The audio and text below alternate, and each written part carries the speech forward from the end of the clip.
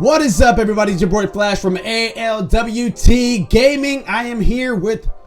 Oh, well, I am Malcat36. I don't think I ever said that, did I? I don't know. I don't remember. But I am here with the Mildew Carrot, and it's the 9-Ball Corner Pocket on a beautiful Tuesday, April 18th, 2023 for episode 10 of All Things Gaming Season 3. Once again, if you guys are not familiar with us, we are just a group of guys and gals that like to play video games, talk about anime, all that good stuff, and have a good nerdy time with everybody. So if you guys like that, make sure you guys are tuning in every single Tuesday, 6 p.m. Eastern Standard Time, as we talk video game news and give you all the deets, the good stuff, the heat. You know what I'm saying? You're picking up what I'm putting down there, Mildew Carrot.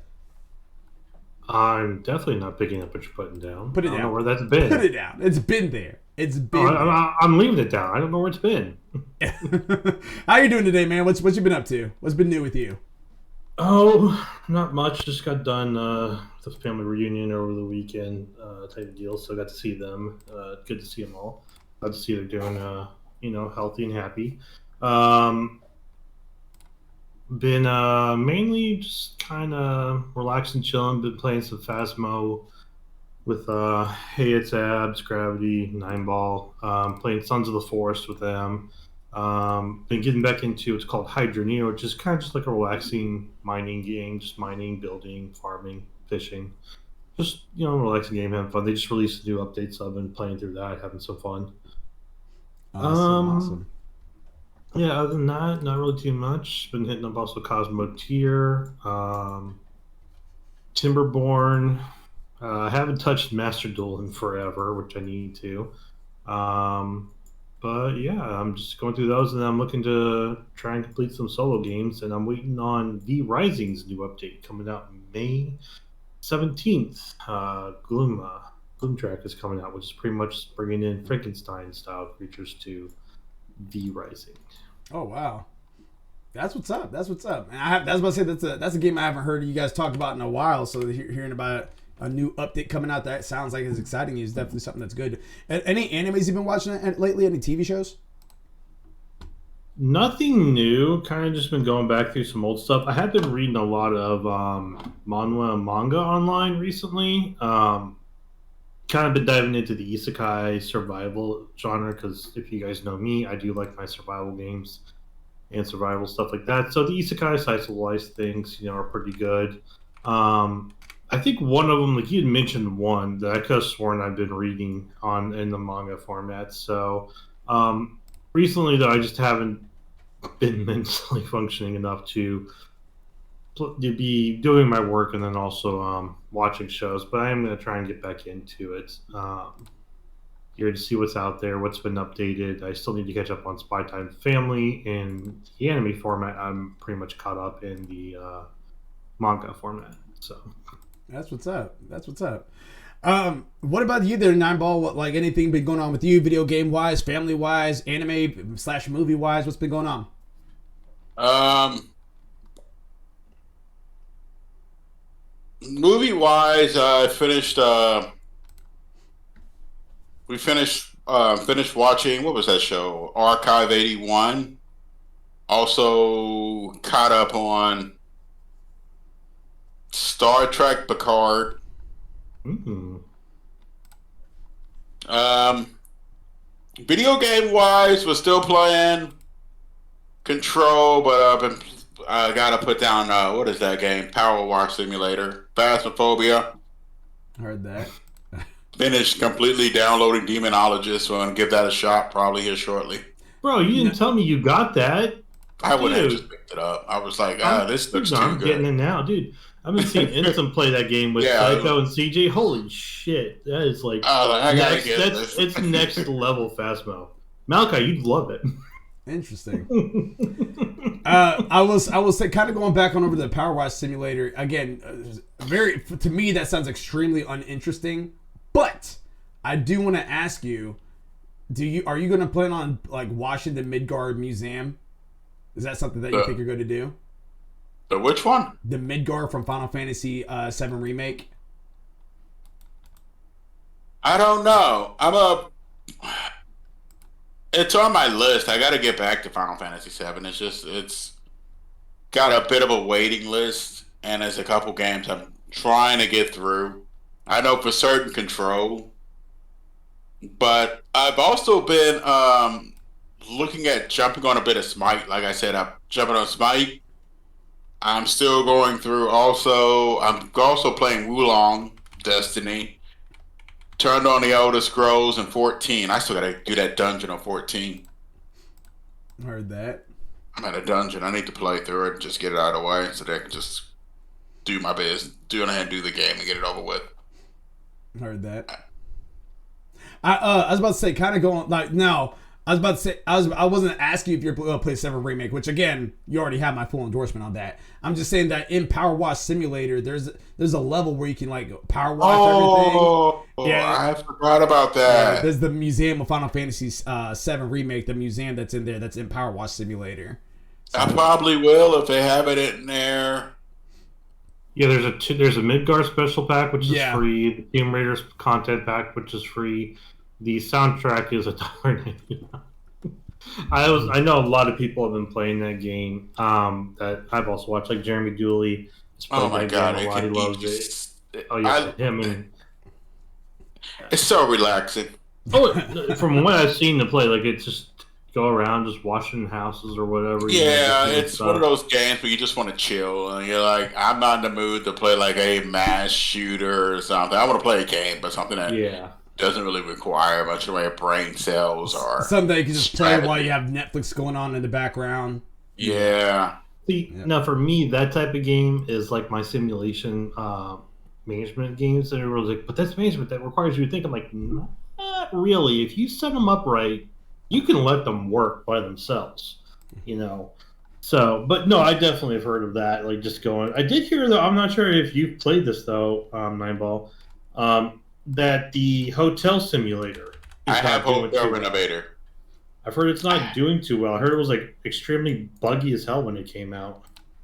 I need to play it. I just got it and put it on my, because I got it real cheap, and I put it on my Steam Deck. Or Hotel Renovator, sorry. I think that's what it's called. Okay. I heard it wasn't doing too well, but I'm looking at it right now. It says it's positive, but maybe it was just first day, botches, and then they. But I got too many games running. So I got that El Riza, and I was playing through also for some reason. What is that? Not Code Vein. Oh, God. Scarlet Nexus. Oh yeah, I heard nothing. I actually heard really good things about that, especially with the anime, because it's tied with the anime. So if you play the game, if you watch the anime, there's certain codes that you can put inside the game to show them that you watched the anime. So then you'll actually be able to get stuff from the game by watching the anime. Like they coincide like that, which I thought was really cool. Oh, okay. Yeah, so definitely encourage you to watch the anime on that. Before I go ahead and tell you guys what I've been up to lately, I do want to give a special shout out on over the Hey It's Abs. that was inside the chat previously. I do want to also give a shout out for BM_Kuna, which they gave us a follow not too long ago, about 2 weeks ago, and Just Meow. Thank you very much again for the follow. We appreciate you guys. We love you guys. And then also for our Prime Twitch subscribers. So if you guys have Amazon Prime or Twitch Prime, or if you guys merge them together, and you guys will have a Twitch Prime account, and then we'll give you a free sub that you guys can give to a Twitch streamer every month. You have to do it every month. You can't just let it auto renew, because it won't auto update or anything like that. You have to manually do it. But any Twitch streamer would appreciate you guys doing this. We would appreciate if you guys use that for us. But if not, make sure you guys are using it for your a Twitch streamer that you guys would like to support. Again, we really appreciate it. That's $5 you're wasting otherwise, so you might as well use it because it's free. You don't have to spend any additional money on that. You just have to pay your subscription, which you already are doing, and then you're good to go. You're good to go. You got me. So all right, so here's what I've been actually up to, because I've actually been up to quite a bit. So first and foremost, I had one heck of a busy week last week. Like I'm talking busy with the capital buzz. I've been traveling and dating a heck of a lot, trying to covering these classes for the dance studio that I work at. And had a really good time with the kids, all that good stuff. A lot of them got to meet me for the first time, because I normally don't teach their classes, so they don't. And I'm only there usually on Mondays, so they never really ever see me unless it's like at a hip hop event or something like that. So this is the first time that they actually took my classes and everything like that, which is really fun. And then it also was a humbling experience for some of the other kids that I had to take care of. So just definitely gives me a more appreciation for other teachers that are taking care of those classes. But as far as anime wise, I want to talk about the anime section first. All right. So here's one thing I will say. First and foremost, before I talk to you guys about this anime, you guys, one, need to watch it. And then two, do not look up the trailer. Do not read the description when I tell you the title of this thing. Hold on, let me at least get a notepad out so I can write it down. Yes. Bring up Google real quick. No, don't do that. Don't do that. Yeah, do not look at the description. I'm not looking it up on Google. Yes. I'm using Edge. So do not. I'm telling you right now. It like the if you go on it into with a blind experience, it hits so much different than if you knew something about it. Question. Yes. I've been checking out a lot of Berserk stuff. Subbed or dubbed? Say that one more time there, Mildew. Subbed or dubbed? Right now, it's subbed. Okay. It's only one episode out right now. I'm pretty sure that the episode that came out is like a special. Wait. I think I may know what you're talking about, because I've seen an anime recently pop up that I want to check out, but I'm not sure. You'll have to say the name, because if it's the name I'm thinking of, then I know what you're talking about. And I want to see. And it's been blowing up. So I wouldn't be surprised if you saw it in passing.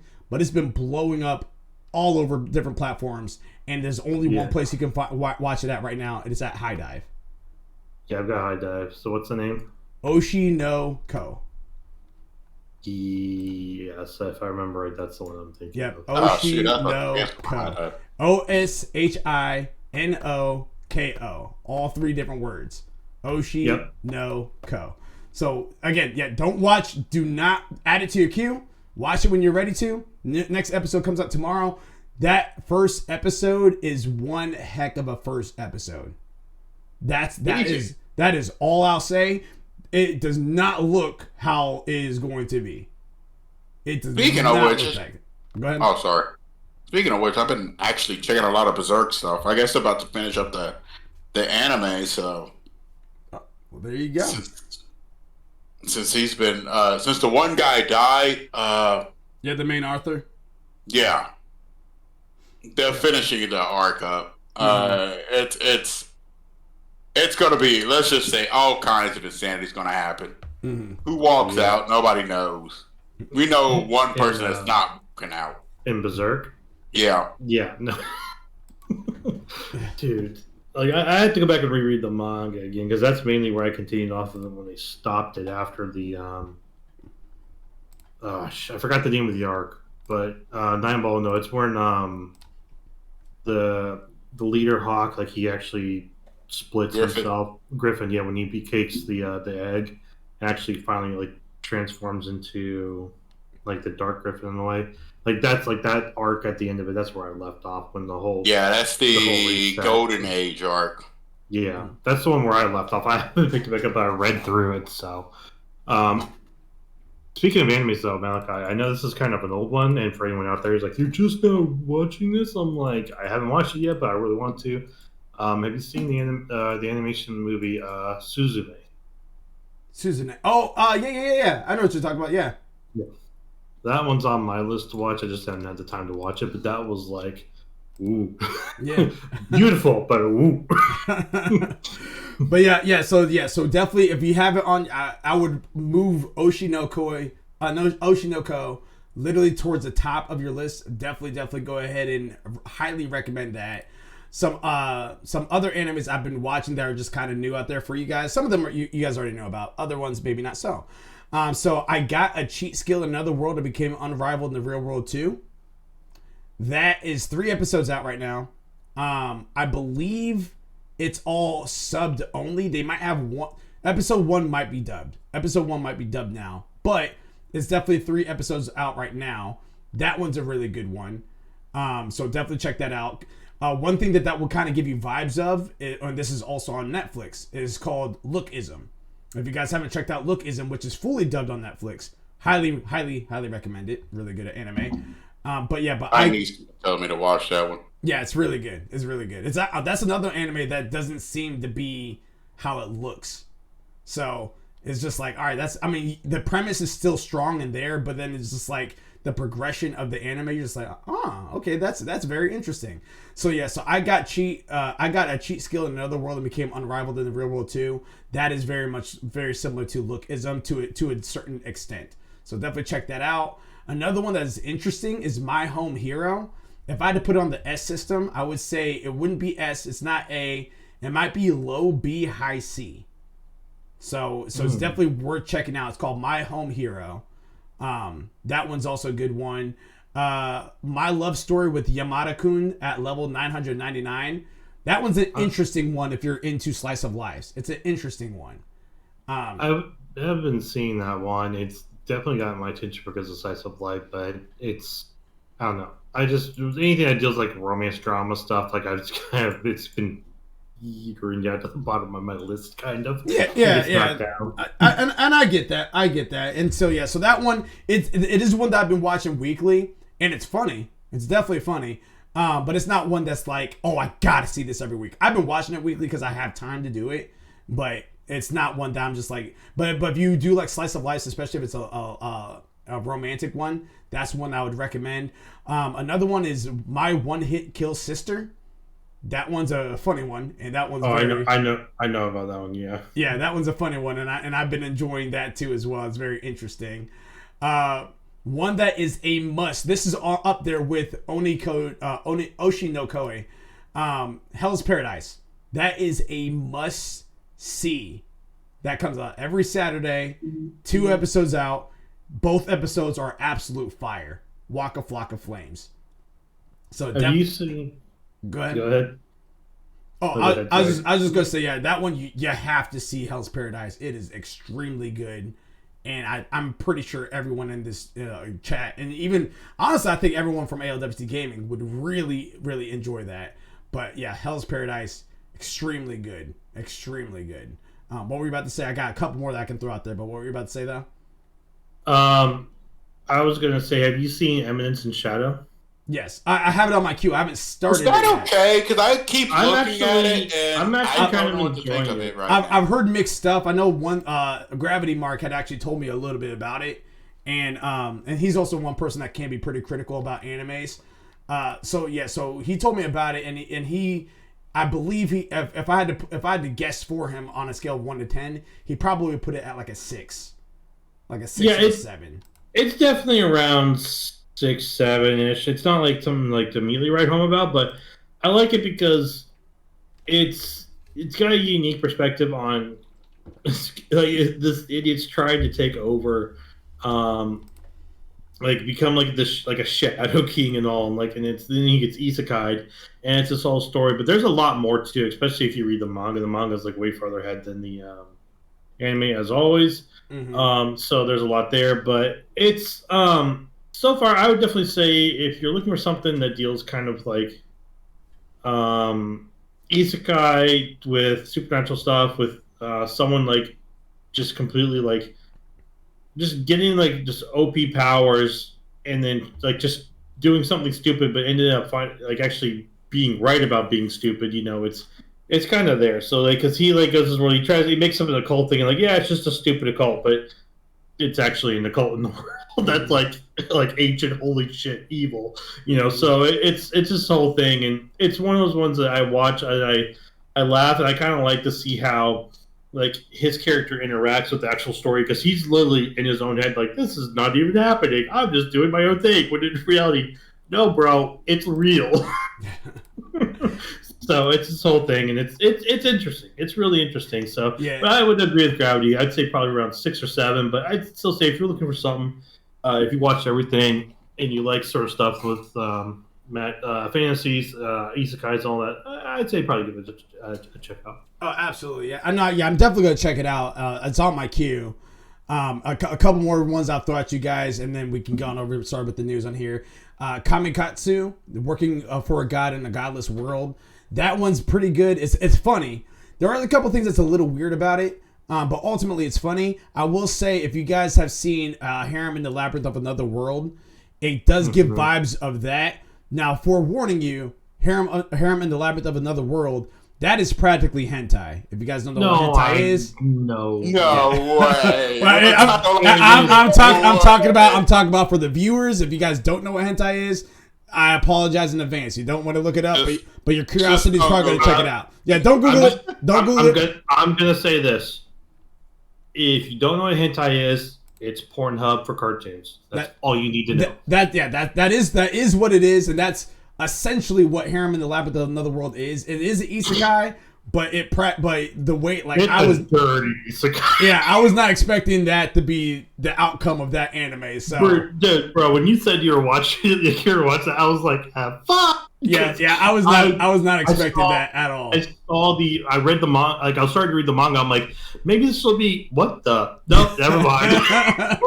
This is nothing but some like nerdy teens in the basement's wet dream. Pretty much, yeah. So I will say now, Kamikatsu working for a god in a godless world. It's not close to that, but there are nods to it. Line. Yeah, it does. You can definitely tell it's an anime with like ecchi humor to it for sure. But it's definitely that toes that line as Millie just said. Another one that I want to throw out there too as well is and then the last couple, the ice guy and his cool female colleague. That one's fine. It's not anything amazing. It's just fine. And yeah, I won't bore you with the details of that one. If you guys want to check it out, it's definitely a slice of life. Definitely has levels of romance in there. The main character is a yokai, like a descendant of a yokai, while the girl is a human. But yokai and human coexist in this world. So it's my god, it makes me think of Fast and Furious. It's not weird. It's not weird for them to like work together and hang out and all that good stuff, which is kind of what this is. So it's anime. I can't remember the name of it, but maybe you guys do. It's about this kid. He's like half human, half yokai. His family are like, mainly like yokai mafia in a way.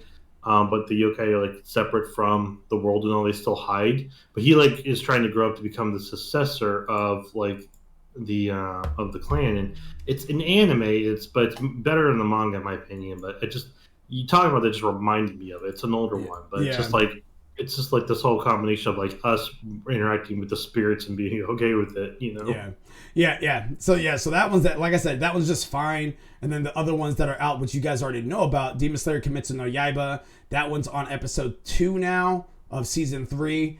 And then Dr. Stone episode 2 for season 3 is also out. How do you like Dr. Stone? It's an interesting one. I think that they took a step back when they went to at the end of season 2 going into season 3. and I won't tell you why, but like the way that they started season 1 was good. Then they started getting strong, and then season 2 was like getting really strong. And then the way that they kind of wrapped it up, like they hinted that this was going to be the cause, the mystery, and then right when they got inside the next season, or it was either going into season 2 or it was season 2. Yeah, no, actually I think that's what it was. I think it was season 1 going into season 2, because season 1 I think was split into 2 parts. So season 1 going inside season 2 was pretty lackluster. Still interesting to watch, still a good anime, but I think that they kind of dropped the ball of how they transitioned it. Like I feel like season 1 should have been like toward like a later season, the way they kind of did certain plot lines and stuff. And I was like, and even with the little cliffhanger that they had at the end of season 1, I was like, oh snap, this is what that's going to mean. And then you get inside season 2 and just like, oh, that wasn't what it. That's not what it was at all. Yeah, it definitely was just like extremely anticlimactic. But yeah, definitely check that out. Demon Slayer Kimetsu no Yaiba, our special episode that they showed for season 3, that was essentially the movie that they showed us and ripped us off on, because they gave us the last 2 episodes of season 2, and then they gave us the hour episode and just combined that all for a movie about like a month ago. It was like, hey, here's To the Swordsmith Village movie. No, it was not. They completely gypped us. It was terrible. Like I was very pissed that's what I spent money on. Very, very pissed. And I love Demon Slayer. I am so sorry. Yeah, dude, it was bad. So yeah, so obviously if you guys want to talk more anime, I mean, again, we do plan on bringing back our all-day anime segments here relatively soon. But that's just a couple things that we've been watching and dealing with. Video game-wise, I've been playing a lot of Cyberpunk, actually. So, been getting into that. I met Pan Am, and now we're on our little missions together. We're about to, we're about to go off into the wind, Bonnie and Clyde style. And then I've been also been playing a lot of Wolong Fallen Dynasty. Been playing that. Played a little FIFA here and there. And then that's pretty much about all I've been playing as of lately that I can think of. And then the one movie that I've been watching, not anime related, but one movie I watched for the first time. You guys might even be like, you're just now watching that? I just never really got around to watching it until literally now. Bourne Identity. I can't remember the Bourne series. Yeah, I know I watched it. Well, here's the thing. I did this completely by mistake. I did the same thing for there's another movie that I did that was very similar to that. But it was Bourne Identity. I watched that for the first time, and then it was Bourne, and it's on Netflix for another 12 days. After that, it leaves Netflix. So if you guys wanted to watch it, make sure you guys go to Netflix on there. Bourne Identity is what I watched. Now I'm on Bourne Supremacy, and then there's going to be Bourne Ultimatum, and then I think the last one is Bourne Legacy, but it doesn't have Matt Damon. It's a different actor. It's the guy that plays Hawkeye. Yeah, it's a different Jeremy actor. Renner. Yeah. But then there's also the Jason Bourne movie from 2016. I think that's what the Bourne Legacy is. Because there's four of them. There's 3 with Matt Damon, and then they have one. So it's Identity, Supremacy, Ultimatum, then Legacy, and then there's just Jason Bourne. Okay, so that I haven't seen. Identity released in 02, Supremacy 04, Ultimatum 07, Legacy in 12, and then Jason in 16. Gotcha. Yeah, well, I'm just kind of going through it, and it was definitely a very interesting movie. I think that if I watched it during that time period, I probably would have been blown away by the movie. I think it was definitely a good movie, but I wasn't blown away with it. But again, this is me years later watching it, like 19 years later watching it. So yeah. It's still a good series, though. I would still recommend it. Yeah, it's just been a while since I've last seen it. Yeah. So definitely there's that. Yeah, and then without further ado, I have to check something real quick out for the wife.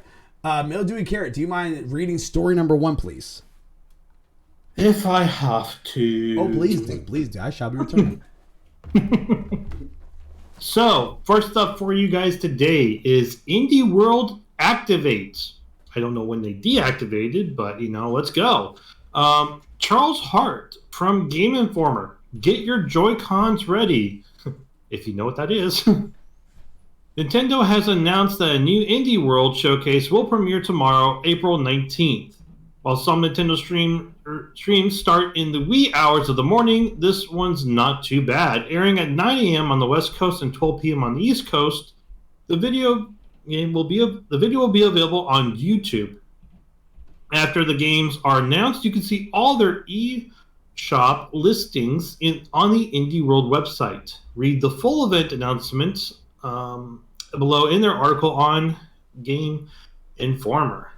So, yeah, we've got pretty much an indie showcase coming up, which, to be honest, you guys, I'm really excited for. So it's supposed to start on April 19th, 9 a.m. PT, 12 p.m. EST.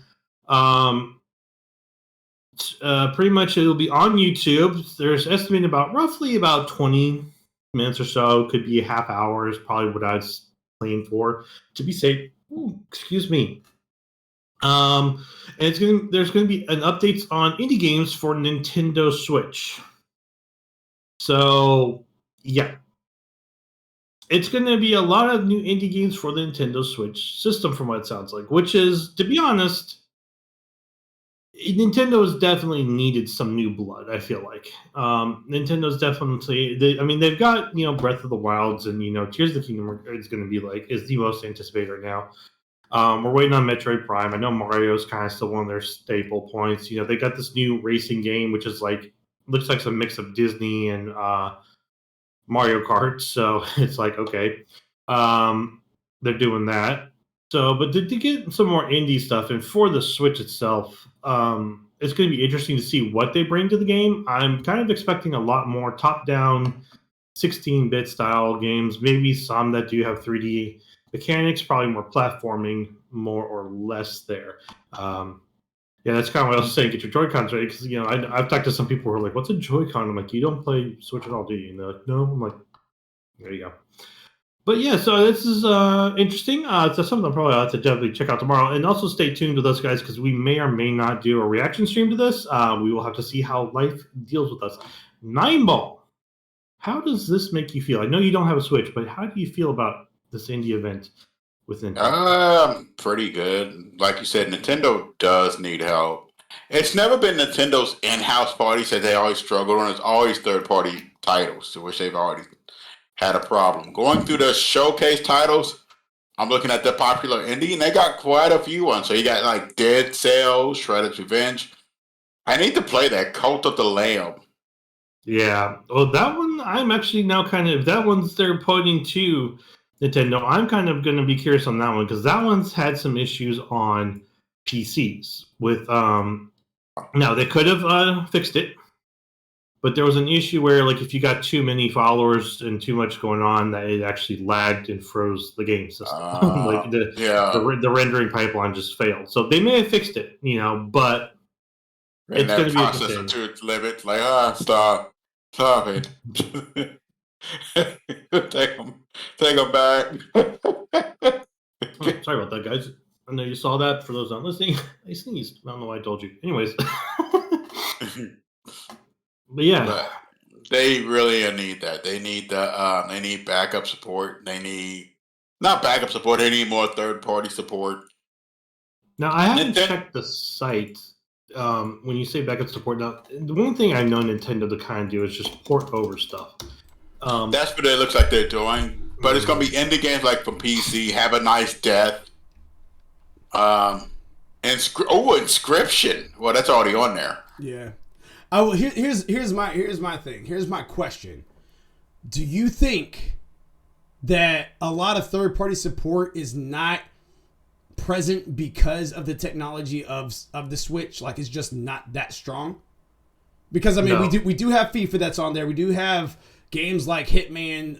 Literally all the Hitmans are on there. We do have Call of Duty that's on there. We do have Fortnite and everything like that. So they're on there, but it's not running at a stronger resolution, if anything, and it might even be harder just to play it. I don't think it's tech-based for a lot of them, because a lot of these games are I'm going to point out Eebly, Have a Nice Death, Blanc. These are Have a Nice Death, sides almost similar side scroller, combat, base rendering, it's really not high end. It's really not a high tech game. If anything, it may be mechanic wise, but in terms of animations and renderings, Well, it's side that's kind of scroller combat. Basic. yeah. That's kind of what I'm getting. That's kind of what I'm getting at, though, is that you just hit the nail right on the head. These games are the ones that's showing up and popping up there, but I'm not surprised because they're a lower quality. It's almost like pixel art, if you will. I know it's not pixel art. Like you have some that's low, but it's more of like the 2D platformers, more of like the 2D side scrollers, stuff like that.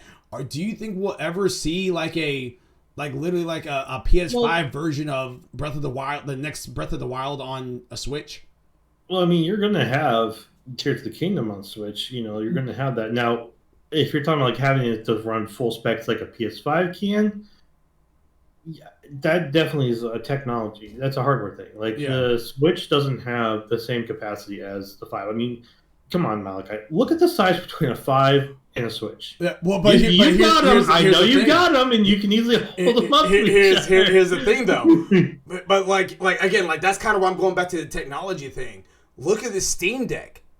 You can have the Steam Deck be doing 30 or 60 FPS and be have games look beautiful on like Nineball. You have a Steam Deck. How does your games look like on your Steam Deck when you play them? Look good. Yeah. So go ahead.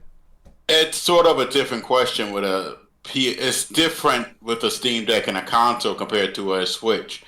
So really the question maybe does it really need to?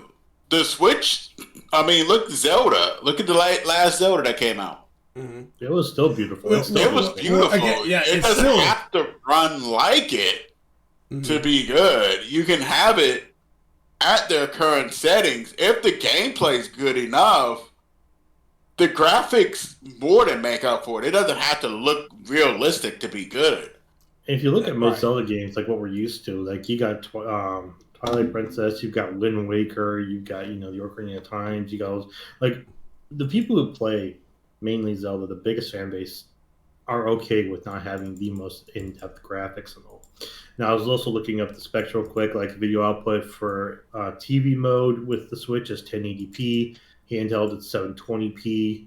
So they definitely still have got good graphics. They've got good stuff on there. Like they could not have launched the Switch with like just 720p on the main HDMI and like something lesser on the handheld. That would have tanked it so hard. I definitely don't think it's going to be as powerful as the Steam Deck. Because when did the Steam Deck come out? Remind me. I just don't remember the date. It came out. It came out towards. It was 2 years ago. So, but it was like the middle of last year, like in 2021, like middle towards the end, because it was rolling. It had a slow rollout, and if I'm not mistaken, I think Nineball got his at the beginning of last year. Yeah. Yeah. So the Switch came out in 2017. So it's definitely like it.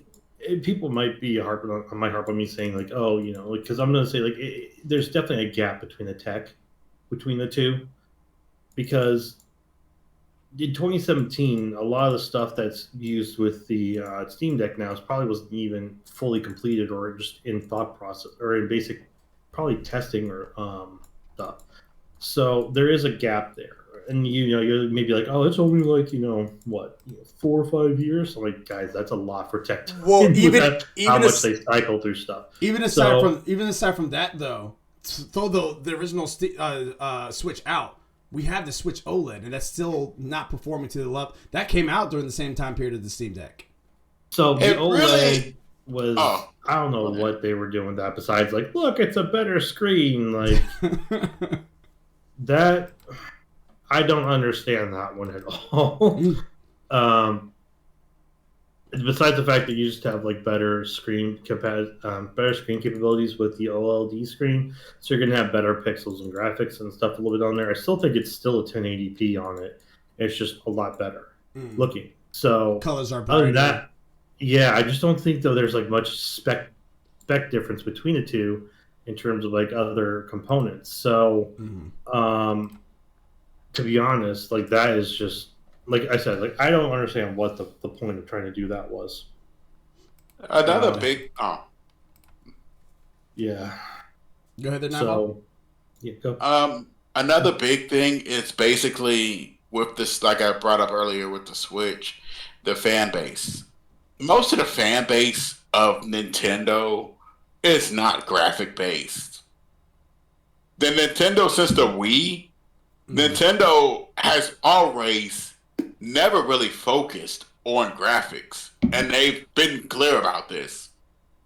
Yeah, they'll get 1080 60 by the next one, at least 1080 60. I've even read reports about them releasing a Switch 2 Mm-hmm. uh, stuff, a bunch of rumors, but they've never really been big on graphics, and I feel like that's fine. Like they don't need to hit the PlayStation 5 graphics or top tier graphics for them to be good. This is Switch's area. Switch is the middle market. Mm-hmm. You're in between. I would say you're in between the consoles, and you're not really competing with either. You're a console, but you're doing your own thing. You're kind of just there, but you're not threatening. Yeah. So that makes them actually pretty good. And most people that are on that, you generally have it as a secondary console anyway. A travel console and everything is their backup and everything. Now I don't want to lose the identity of the question because I want to make sure that this is very clear. I'm not saying that you don't need to have the best graphics or anything like that. All I'm saying is for third party support, what the primary reason why there could be lacking there? Do you think it has to do with the technology? Because they're not pushing it forward. You know what I mean? Like they are, but in a different way. They're not pushing it forward graphically, but innovatively wise, yeah. Why do you think we had the PlayStation Move, the Kinect, and all that stuff? But Nintendo is pushing. Look at the Steam Deck. Even the Steam Deck has noticed that and took advantage of Nintendo, and they're learning from. They're pushing it forward, but just not graphically. A lot of people think that the only way to go forward is graphics. No, that's not true.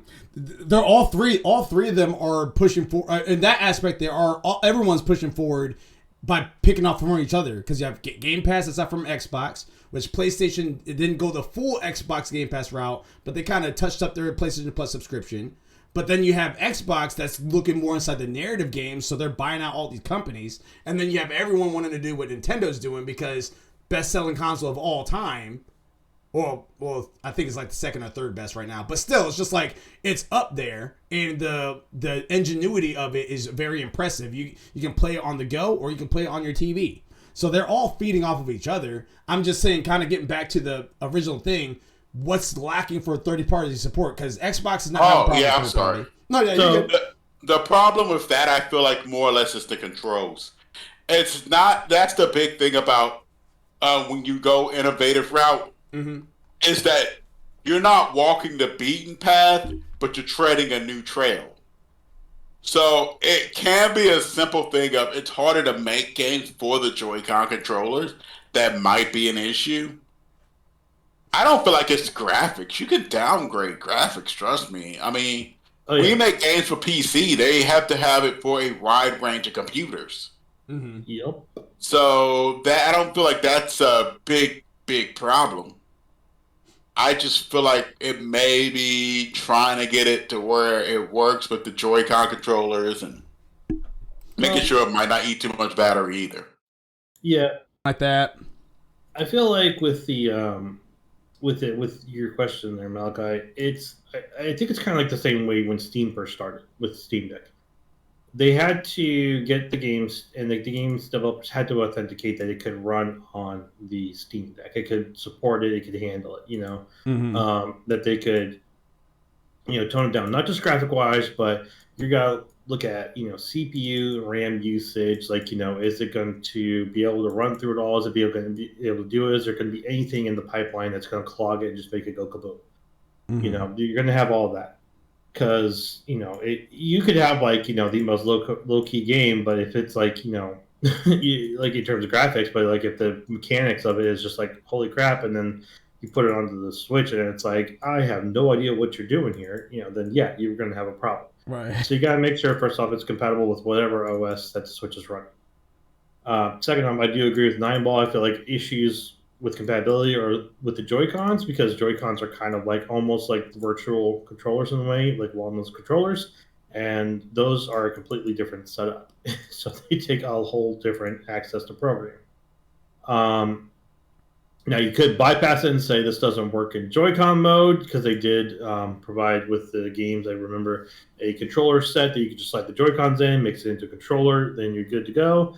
But a lot of people like that whole Joy-Con capability or multiplayer, like you just pull out and just use the little mini Joy-Con. God, I would love to play a fishing game on a Switch. Just sit outside, beach chair, just like, yeah, there we go.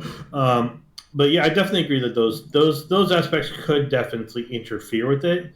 My biggest thing, though, I think, because like I don't know how they do it, is I want to say possibly OS packaging setup for their system, because it's not the same as a PC. It's not the same as PlayStation. It's not the same as Xbox. They've all got their own architecture.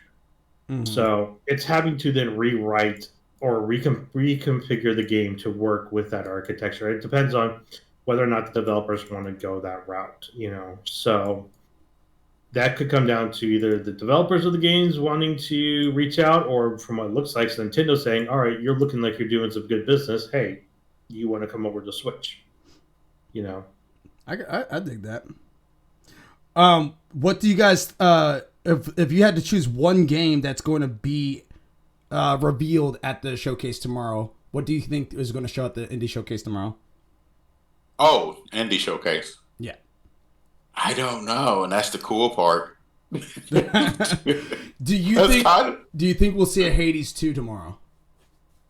Yeah, definitely. I know they talked about Hades 2.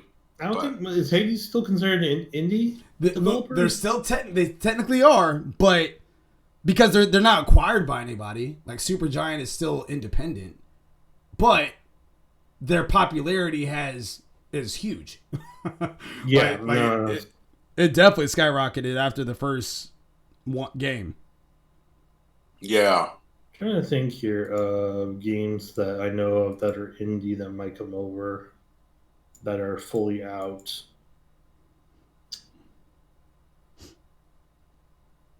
I'm gonna pull up my Steam real quick. Oh, what about Power World? No, Power World's still not even dropped yet for PC. Like, trying to get that to work on PC. Oh, the Plucky Squire. Oh, you think we'll see that? That one definitely could. I almost forgot about the Plucky Squire. I think here what I've got that might be able to go over to. I've got a couple games that I think would be good for it. Mm-hmm. They're just not fully completed. They're still early access on Steam. So,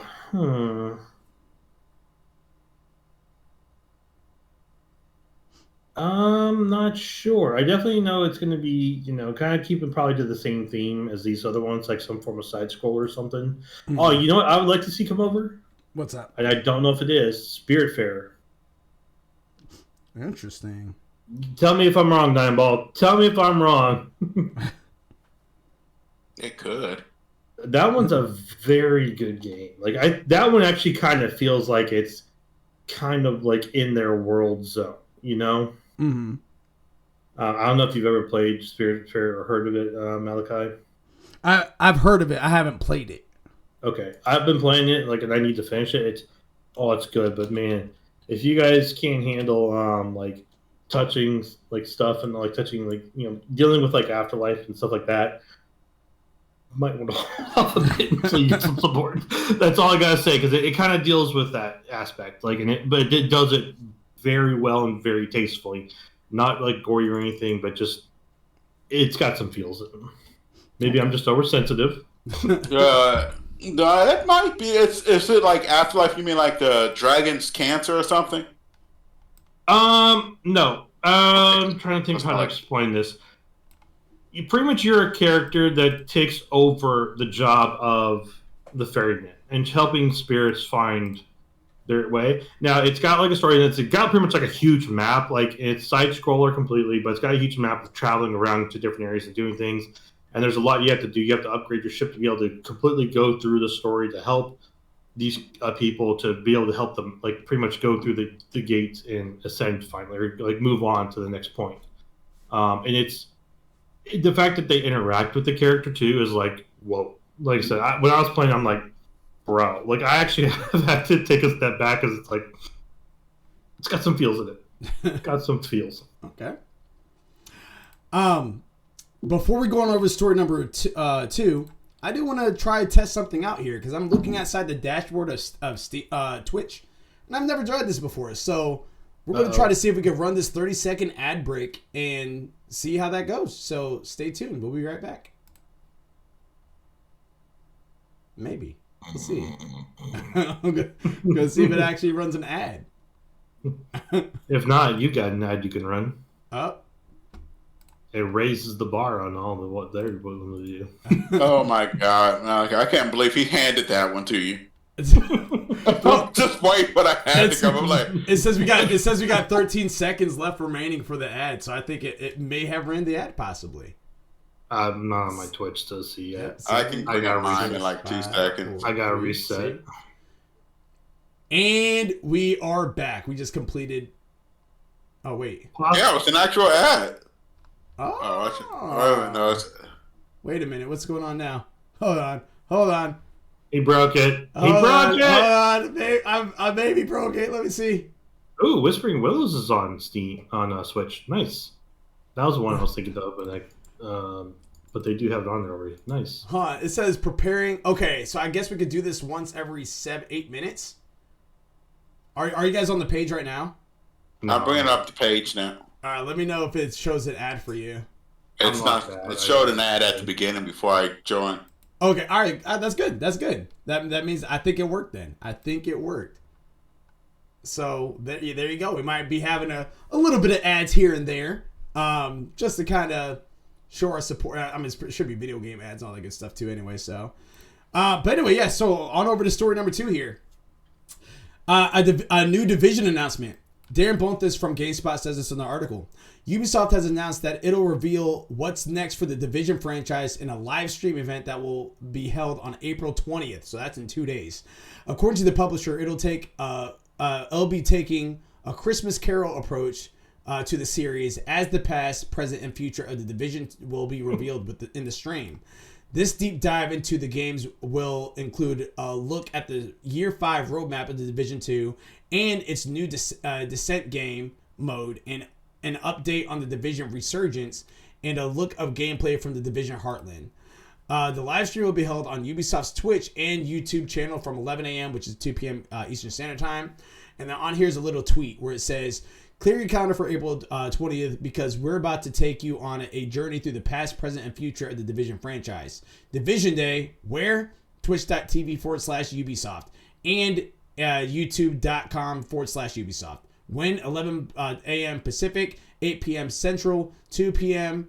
Eastern Standard Time. Similar to For Honor and Rainbow Six Siege, the Division 2 has been a consistent performer for Ubisoft since its first launch in 2019 and has received a regular influx of content over the years.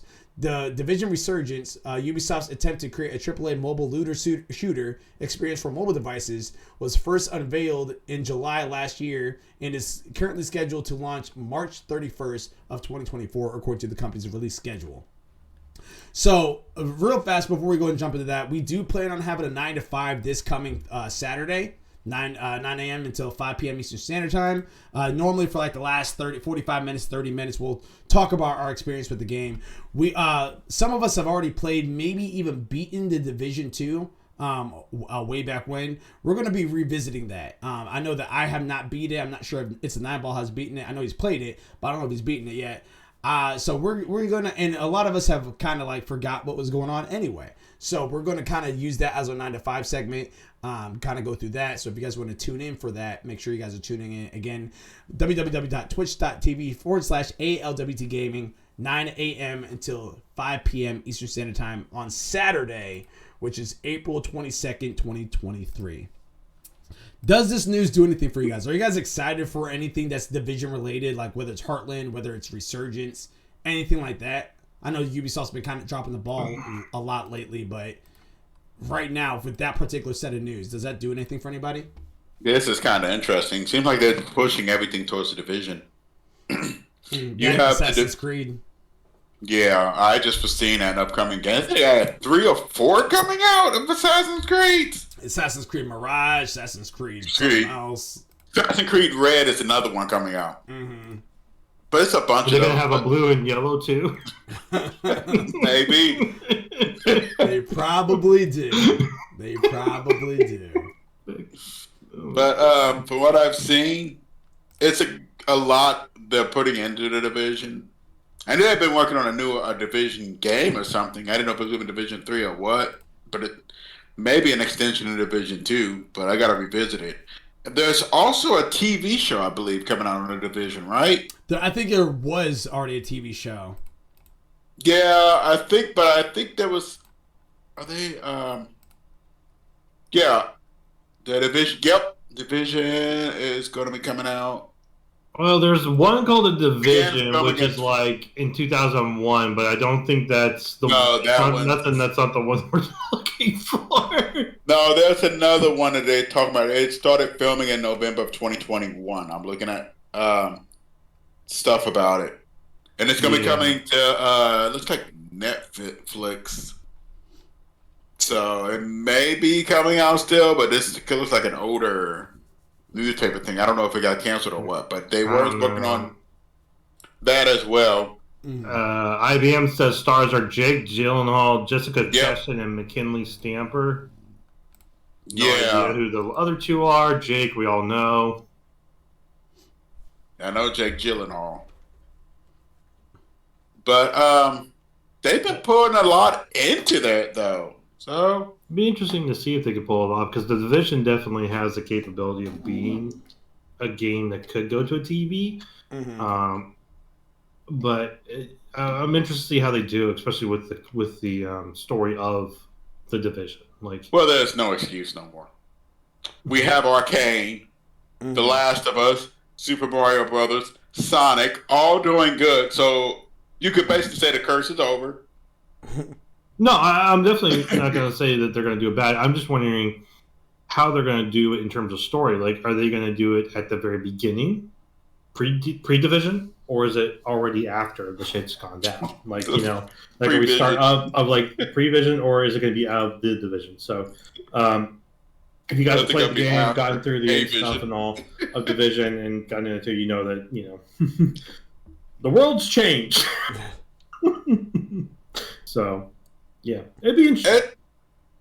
It's going to be a good thing. I mean, even with the show and stuff, it's almost a perfect time. With the pandemic and stuff starting to taper off, the division deals with a pandemic. Mm-hmm. It's an artificial one. Sorry, spoiler. My bad.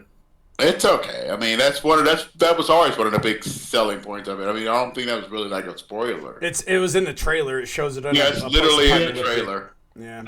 You never know. There could be those people who still wanted to be surprised. If they're surprised this long ago, then they're living on a freaking rock, my guy. Yeah, I'm sorry. I'm just no. Don't apologize. They should apologize for us for waiting for 4 years to look at this trailer. I had to call it out just to be safe.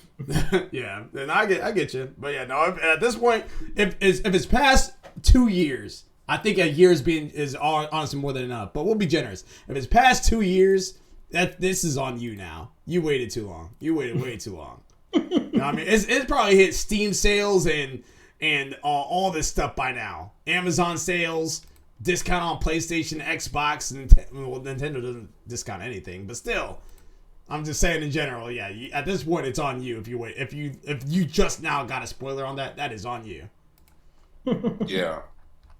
I think this is very interesting.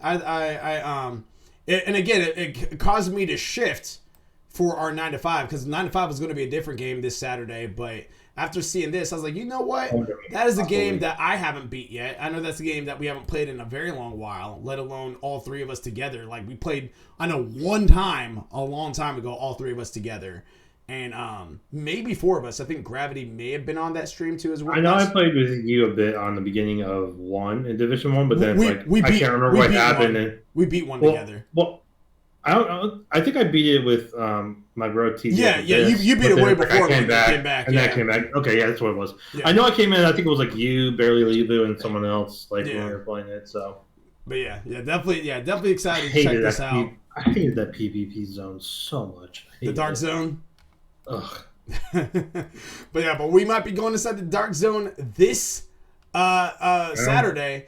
And before we're going over story number, before we're going to story number 3, it's not exactly an ad, but a little update for you guys on the Fantasy Critic, the gaming critic that we have here. Every single week, we kind of discuss things that's going on inside our Fantasy Gaming League. The Fantasy Gaming League works very similar to Fantasy Football. It is on an annual basis instead of a weekly basis. And instead of going against one opponent every week, you're against everyone at the same exact time. You score points based off of a 100-point scale, and it bases off of what Metacritic scores that particular game. And 70 points being the threshold. Anything above 70 points gains you points. Anything below 70 points loses you points. Anything right at 70, you neither gain nor lose. But there's also these things called counter picks. To where you pick a game that someone has already picked on their list, and if you don't think it's going to do good, you pick it. If it does come out and does poorly, you gain those points that they would have lost. If it comes out and does great, you lose the points that they gained. But if it does not come out that year, you kind of just screwed your opponent over, because now it's a vacant spot. They can't drop it. They can't do anything about it. It's just going to remain on their list forever. So we have 8 people this year for the first time in a while. I think all the other times has been 6. Now we got 8, and we got a couple of newbies in here, and I'm going to go down the list from first place all the way down to last. I'm just going to leave gravity alone. I'm going to say the points that we currently have right now, and I'm going to go through the games that we have. So in first place with 56.17 points is Mildewy Carrot. Our second place is ALWT Live with 50.13 points. Third place is Dr. Cuse with 32.79 points. Silent is taking fourth place at 16.05 points. Fifth place, it's the 9 Ball with 10.83 points. Sixth place is yours truly with ALWT Gaming with 10.8 points. Seventh place is Ohio with 4.39 points. And Gravity Mark II is holding last place down for us at 0.67 points. So our list looks like this. Zaka Corp, aka It's the 9 Ball, has Legend of Zelda Tears of the Kingdom, Wolong Fallen Dynasty, which got him 11 points, Redfall, which is coming out very soon, The Wolf Among Us 2, not coming out this year, and it was counterpicked, so he can't drop it. The Plucky Squire, pending. Senua's Saga, Hellblade 2, Warhammer 40k, Space Marine 2, System Shock, Tekken 8, he has an open spot, and the other games that I mentioned above are all pending. He has a counterpick of Sons of the Forest. ALWT Gaming, aka me, I have Final Fantasy 16 pending, Street Fighter 6, Hades 2, Forza Motorsport Xbox Series X version, those are all pending. Horizon Call of the Mountain, which got me 10 points, 80 on Metacritic. Oxenfree 2, Lost Signals, Eater Knight, Stellar Blade, Power World, Remnant 2, all those are pending. I have a counterpick of Black Myth, Wukong, which is not coming out this year. Illuminatus Living, which is ALWT Live, has Resident Evil 4 Remake, got 24 points. Hollow Knight Silksong, pending. Octopath Traveler 2, 15 points, which is 85 on Metacritic. Like a Dragon Ishin, 11 points, 81 on Metacritic. Sea of Stars, pending. He has 5 open spots still. He has The Wolf Among Us 2, which is not coming out this year. Sea of Stars looks beautiful. Which one? Sea of Stars. Yeah. Titan Bringo Punch, a.k.a. Silent, has Fire Emblem Engage, 11 points. Liza P, pending. Armored Core 6, Fires of Rubicon, Pikmin 4, Final Fantasy 7 Rebirth, all those are pending. Theater Rhythm, Final Bar Line, 16 points. Metro Prime 4, Dragon Age Dreadwolf, those are both pending. Has 2 open spots and is a counterpick of Bayonetta Origins, Cereza, and The Lost Demon, which got him negative 11 points. It did pretty good. Oh, yeah. Carrot Patch Inc. has Hogwarts Legacy, got him 14 points. Spider-Man 2, pending. Wild Hearts, 9 points. Company of Heroes 3, 10 points. Sons of the Forest, pending. Advanced Wars 1+2 Reboot Camp, pending. Minecraft Legends got him 3 points. Terranil got him 12 points. Adeliza Ryza 3. Alchemist and the Secret Key has 13 points. He has an open spot still, and he has a counterpick of One Piece Odyssey, which got him negative 4 points. Dr. Q has Suicide Squad Kill Justice League, not coming out this year. Dead Space Remake, that got 19 points. Alan Wake 2, pending. Dead Island 2, pending, but it's sitting at a 74 right now on Metacritic. So it looks like he's trending for 4 points right there. Bayonetta's Origins, so Resident and the Lost Demon got 11 points. He has 5 open spots and has a counter pick of Forspoken, which got him 3 points. He has a counter pick of Forspoken, got him 3 points. Forgotten. For Gravitron, aka Gravity Mark II, he has. Oh, here we go. Told you to leave him alone. He has. Just say he's tried. Star Wars Jedi Survivor pending. That might do good. Forspoken, -3 points. Atomic Heart, 4 points. Black Myth was Wukong. This is not coming out this year. Skull and Bones pending. He has 5 open spots. Has a counter pick of Final Fantasy VII Rebirth. Can I say something real quick about Jedi Survivor? Go for it. Did you see the system requirements? I heard it was ridiculous. I haven't looked at it. 155 gigabytes of space. Mm-hmm. Yeah. That's crazy. That's like Call of Duty right there. That really is. That's like the size of Call of Duty. That was like Call of Duty being up there going like, yeah, and then it just starts walking up, doesn't say anything, just takes the next spot up and just sits there. God, it's gonna eat so much space. I can't even quote. When So I read that, I couldn't even quote some of the people. I'm kind of scared for it because of, just kind of pointing out the Cyberpunk issue, heavy amount of data and just, No, they're not going to go back, which was the one thing they shouldn't do. Yeah, this one should only be. That's a good thing. It's just, I'm just kind of worried about just some stuff working. Did they ever do a beta test? Just out of curiosity, does anyone know? For what? For Survivor. I don't think so. Here we go. System requirements. Thank you, buddy. Yep, 155 gigabytes. Besides that, most of the stats look pretty tame by most. Is it requiring 12 for RAM? 16. Okay, that's the big thing there. 16 is the standard. It's not bad. That's the player that recommended. Yeah, it's just 155 gigs. It's just absolutely ugly. I'm just hoping the pipeline can handle it. That is a lot, and they're recommending it on an SSD, which they should. I'm hoping that everyone's running an SSD or an NVMe right now. Yeah, because it's not going to run. If you try to run that on your hard disk hard drive, you're going to be loading every 5 minutes. sounds about right. So, buy an SSD. Forward there. They're not that expensive, actually, either. Like, when I initially bought mine, I got mine a while back on sale. When I got the one, it was $50 for like a 1 terabyte. But it should be a lot cheaper now. Okay. Go on ahead. So on over to, so that was Star Wars Jedi Survivors, what he was just talking about just now. Lastly, we have our last person is Moga Make Ohio Great Again, who has Diablo 4, Starfield, Assassin's Creed Mirage, One Piece Odyssey, which got 4 points, Stalker 2, Heart of Chernobyl. All the other games are pending. He has 5 open spots. He has a counter pick of Skull and Bones. So there you have it. Story number 3 on here. Diablo 4, not long now. Marcus Stewart from Game Informer says this in the article. Diablo 4 arrives June 6th, and that the date now feels more concrete because Blizzard announced today that the game has gone gold. That means the game is essentially complete and is ready to be pressed to disc. The game is set to arrive on PlayStation, Xbox Console, plus PC, and while it's good to go for launch, Blizzard plans to continually update the always online game with various content updates over the next several years. Fans recently got to explore the game's revamped on the Sanctuary for themselves and 2 back-to-back weekend open betas in March, letting them taste a big slice of the now finished pie.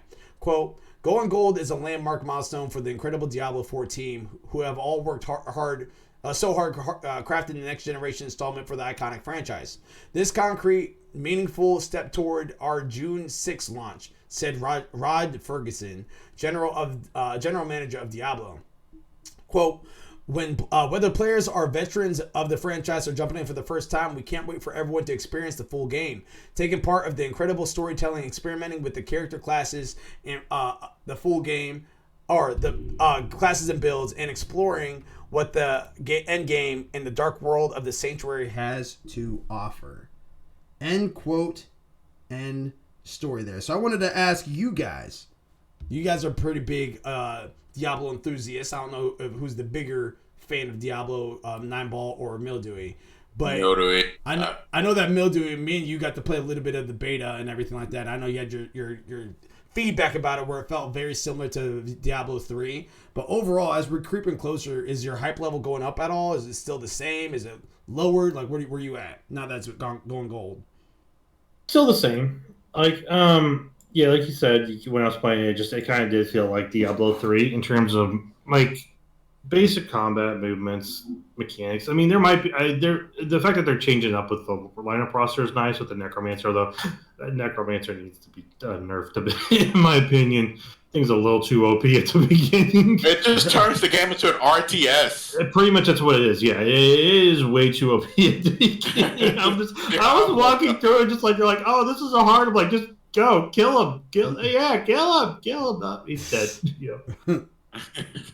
Other than that, like it's definitely like I'm really interested because I love the story mythology behind Diablo and all that, and to hear this next part with Lilith and all, and what they were talking about in some of the trailers that I was seeing, and what they actually mentioned in the stuff that you got through from the demo and all is it's really it's very intriguing. I definitely want to get it. Definitely want to play it. I'm not gonna say it's made me super hyped, like just like. I'm like, you know, people are like, well, you're not a true Diablo fan. Like, I am my own Diablo fan. First off, we're gonna just write that in stone. Get off my back. No, I'm definitely excited for it. I can't wait for it to come out. I'm hoping they did fix some stuff. The UI was a little funky in terms of like they changed it up and how it worked. Once you get to know it, though, you can start playing through with it. The online play seemed fine, but I feel like there are still a lot of points where it lagged a bit. Not only that, but with that, I kind of hope that they put in an option to allow me just to do single play without interacting with anyone, because there's times where like we were running around just on our own base, and then it's like there's like 10 other people inside the base point running around the world. It's like I don't want that. You know, yeah. I don't want to be going to some place and someone's already started an event fight and I'm not there. I'm like, bro. Like, yeah. At that point, it's pretty much a MMORPG, and you just wanted to play it offline with a couple buddies. Yeah, pretty much. That's what you could do in 3, you know, so it's like, why can't I do that in 4? You know, I understand wanting to have a more multiplayer capability, which is fine. You know, make like a home-based area where people can interact, but then as soon as you go out, you're in your own world. You know, you're in your own point. If they're not part of your party, they're gone. You know, I don't care if you got to do a loading screen. I know you don't want to do a loading screen, but seriously, either we go online and do an interaction, or let's play offline. Like that was one of my biggest things with that, is just, you know, not having the ability to be away from those people. And then, like I said, you know, just walking around there like, oh, I'm fighting this event boss. I'm like, bro, you know, like, I'll come back. I'm like, yeah, that's what they say in World of Warcraft, Final Fantasy. Like, just wait a minute, it'll come back. Wait your turn. I'm like, dude, it's not what I signed up for when I wanted to play Diablo. But story looks good. Character interactions are neat.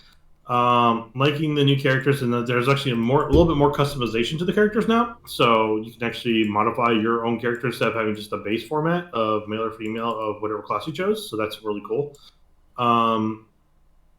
And yeah, I can't wait to get into it more, see what more is going on with the lore and this world, and go from there. It kind of feels like they might be having some factions in there, but I'm not sure. It might just be flavor text that I'm reading, so we'll have to find out. There you go. What about you there, 9-Ball? You have any thoughts? Are you excited for this at all? Like, are you ready to jump into the next level of Diablo, or are you going to wait? Look at his eyes. They're screaming with excitement. You can just see the gleam of... I'm going to use the word interested. I've learned over the time to just kind of taper excitement. Heard that. You prepare for the best, but expect the worst. Amen. But being more truthful, I mean, I'm a wait. Because there was a lot of games that came out now to which I was excited, and then I'm glad I didn't get them day one. But if it does, but yeah. Sorry, Forspoken. Yeah, it's one of other ones, but I mean, I want it to do well. I hope it does well. I'm worried too about the always online because everybody remembers Diablo 3's launch. Yeah. Always online. Yeah. Yeah, that's what I got a feeling of with the 4, but I'm hoping that they learn a lesson. Now I can't remember in spec wise, maybe you know 9 Ball. Did they change engines with 4 at all? I want to say they're going with Unreal 5. Most of them are, but I can't exactly. Let me see. Because I want to. I'm googling it too because that's the thing I couldn't remember if they changed engines on it or not. Like, yeah, they're running on the proprietary engine. Looks like. Why do I keep pushing that button? Looks like 3 ran on Havoc. I think. Real quick, I do want to give a little shout out here because as we're streaming everything like that, I obviously am still running the social media and all that good stuff, and I want to give a shout out on here to Alexa Dalton 6TX. Who sent us a message on here. Hey, it's Alexa here. I just wanted to reach out and say that I've been enjoying your stream and impressed by the quality of your content. You have my full support in your efforts to grow your channel and reach a wider audience. Keep up the great work, and I look forward to watching your future streams. Smiley face.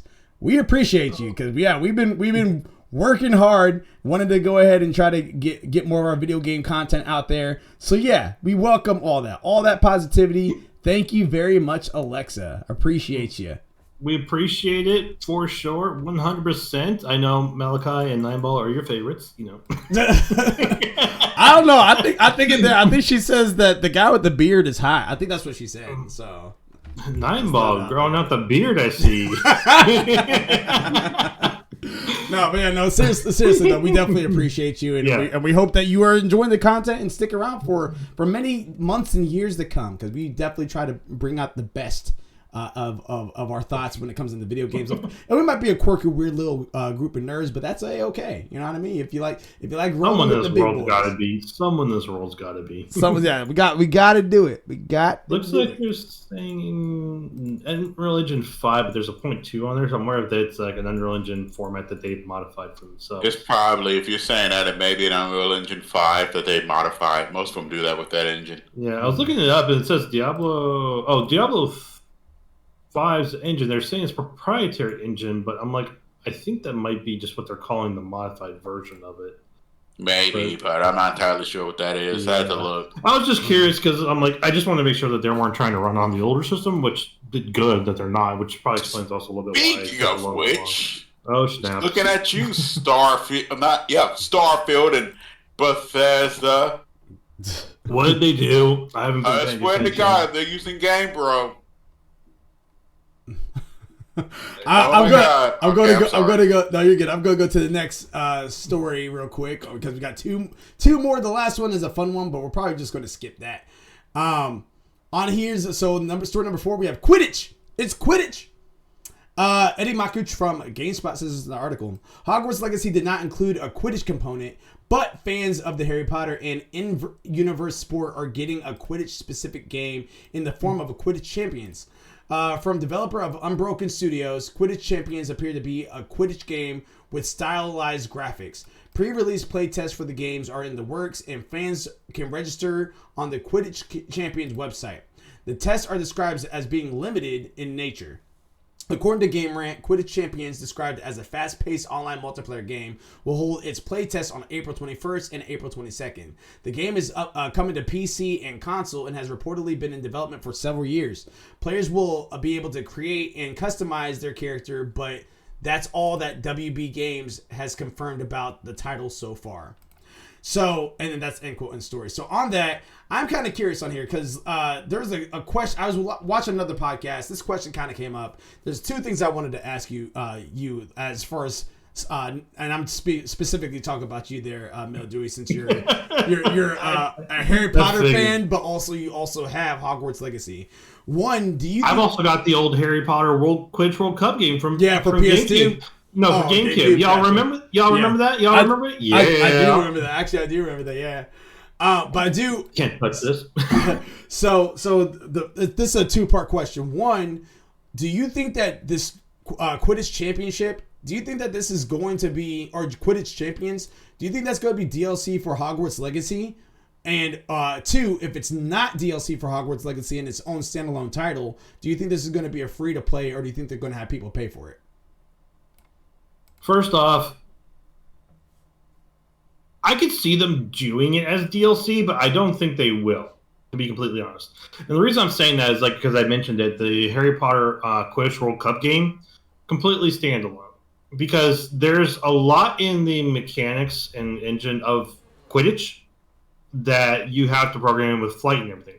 Granted, now the reason why I said they possibly could do this because in Legacy you do have flight already. You got broom racing. That's going on because Headmaster Black pretty much shut down Quidditch because he was that type of guy. So you did broom racing. So there's already the mechanics in there. Now with the mechanics though, it definitely did not have the feeling of being capable of pulling off some of the stuff that you could possibly do with Quidditch. Especially if you've read the books and all, or listened to them, or seen people talk about playing it. It's fast-paced, high interaction game. It's kind of like FIFA, consistently, but with probably more people on the field. A little bit, I think. No, there's 11 people on each side for soccer. 3, 2. So there's only 7. Never mind. So there's actually less people. But then you got add-ins in case someone gets hurt. Because that's one thing with the Quidditch though is in FIFA you've got I'm pretty sure you've had where people get injured, players get injured and all. Like you've told me sometimes your character gets injured. Yeah. Quidditch is worse. I don't think they said that I don't think anyone's really died in it, but there's injuries in there. The bludgers are not something you play with. Those things are heat-seekings. I'm going to knock you out, balls. Mm-hmm. So, plus they're going at high speeds. Think of trying to play soccer or or horse polo on a motorbike. It's going to be dangerous. Going back to the main topic though, sorry, sidetrack. They could do it as DLC, but they would have to fully modify the Quidditch controls. The broom controls are currently in there because it's it doesn't give me the feel of being able to do Quidditch like you could possibly in the other one. This one feels very built to straight broom racing. Building it standalone gives it that capability of having more mechanics in it because already Hogwarts Legacy is a huge game already. And trying to add in new mechanics and everything for Quidditch and all, and sections for that, online play capabilities, if you want to do that with friends, you set up the whole tournament schedule, stuff like that, that's kind of a long thing. So that's why I feel more or less they would do it more like what they did with Harry Potter Quidditch World Cup, is where you could actually play through starting off in Hogwarts with the House Cups and all, and then go into the World Cups. Now, granted, inside the world, especially if you know the lore, there's actually leagues and stuff where they do the games and everything, kind of like in FIFA and all. So I feel like they would have a completely standalone game to where they could do it. You start off your training in the House Cup, doing training stuff in there, at Hogwarts, and then you go into the different groups that you've got out there for the games, for the Quidditch teams that you could then play into, and then you've got from all over the world, So maybe they start doing something with that. Maybe you do start just in Hogwarts and then you get scouted elsewhere. And then go into the whole campaign of raising your team up to the World Cup series, type of stuff. So I feel like that would be more practical, more logical in terms of a sports game with Quidditch. It's kind of treated kind of like we do nowadays with FIFA, Madden, the NBA stuff, as its own separate game with its own mechanics and stuff to make sure you keep that smooth gameplay capability of flight with the broom, controls, movements, everything, and then put in that aspect of playing through the school, going into a career mode, that sort of thing. I can see that being a part of it. Now, they haven't given us much, so this is just all completely speculation. But with what we've seen with sports games, with this coming out, I feel like that's probably the safer bet of what they would do, especially with this whole concept of being multiplayer online stuff. That's where I feel like it's kind of being hinted at as going. Gotcha. And I take it that you would assume that we would be charging for they'd be charging for the game. Could see it being an actual like charge game, not like a free to play game. Mm-hmm. It doesn't give me a free to play aspect style. Quidditch does. It definitely feels like one of those games, like I said, like FIFA, Madden, and all them, to where it's like you go in, you create your character, you go through the plays and all, and like you do it. Now, the one thing that I am kind of curious about, and this may have just been them stylizing with the Quidditch World Cup, but in the Quidditch World Cup, like they had like specialty moves and stuff that you could do because it's Magic. Come on, guys. They're going to do whatever they want to do. I'm kind of curious to see if they're going to bring that type of quirkiness back into it, like, or if it's just going to be stick to the style of Quidditch, So that's why I feel like it's going to be its own standalone game, is because there's enough in the world to make it that way, and then also with what we've seen in the past, there's enough to try and maybe add some special, more unique elements to it. So I'm interested to really learn more, though, to see like what paths they're going to take, what paths they're going to choose. And I know beta testers cannot speak about it until the game's fully out. Trust me, I know. I kind of watched for some other stuff that I've seen go through beta. But I am really, really curious to see what they're going to do and how their roadmap is set up for this game. Interesting. Okay. All right. Awesome. Yeah. So, and then the last story that we have here is I'm actually going to show you guys a little video here. So I'm actually going to get this little prep going on over. But this is called Immortals of Aveum. We gotta do homework. So George Young from GameSpot says this in the article. EA and Ascendant Studios have announced that Immortals of Aveum launches on July 20th, 2023 for PC, PS5, and Xbox Series X/S. It is being published under EA Originals label. The game follows a young man named Jack who joins an elite order of battle mages called the Immortals as he battles in the Ever War. With his magical powers, he must fight against a tyrant Rasharn Sandrak before it's too late and the Immortals' access to magic is blocked off. Immortals of Aveum will not require an online connection to play or have microtransactions in the campaign. It will take about 25 hours to complete. There will also be an optional paths and hidden secrets along with abilities earned throughout the game that can also be discovered new areas in earlier parts of the game. Quote, "I'm incredibly excited to finally show the world of Immortals of Aveum," said Brett Robbins, CEO and game director of Ascendant Studios, in the press release. Quote, It's been a 5-year journey for us at Ascendant, and so I'm proud of the team and of their commitment to making something great." General manager of EA partners Jeff Gammon added, "Brett built an incredibly talented team whose unrelenting passion for creating original AAA games, deep lore, and story and telling imaginative new stories is on a full display of Immortals Aveum." And I have the link here below. So I'm going to share my screen with you guys real quick so you guys can take a look at this.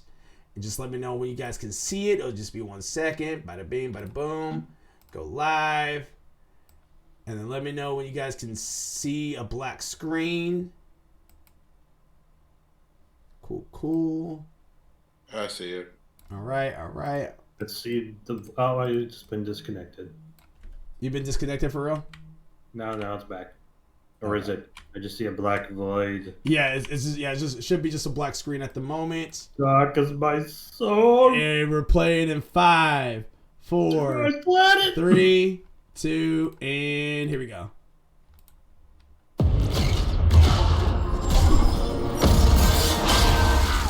Okay.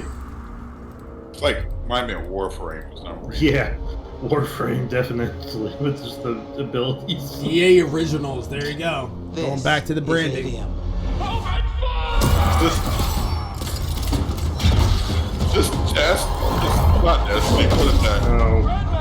This Anthem. Since we first learned to use magic. Okay, now that you call it out, I'm kind of seeing it now. Now, only Lucium remains needs to resist the tyrant of Rasharn. Sandrak will eventually be able to block our access to magic.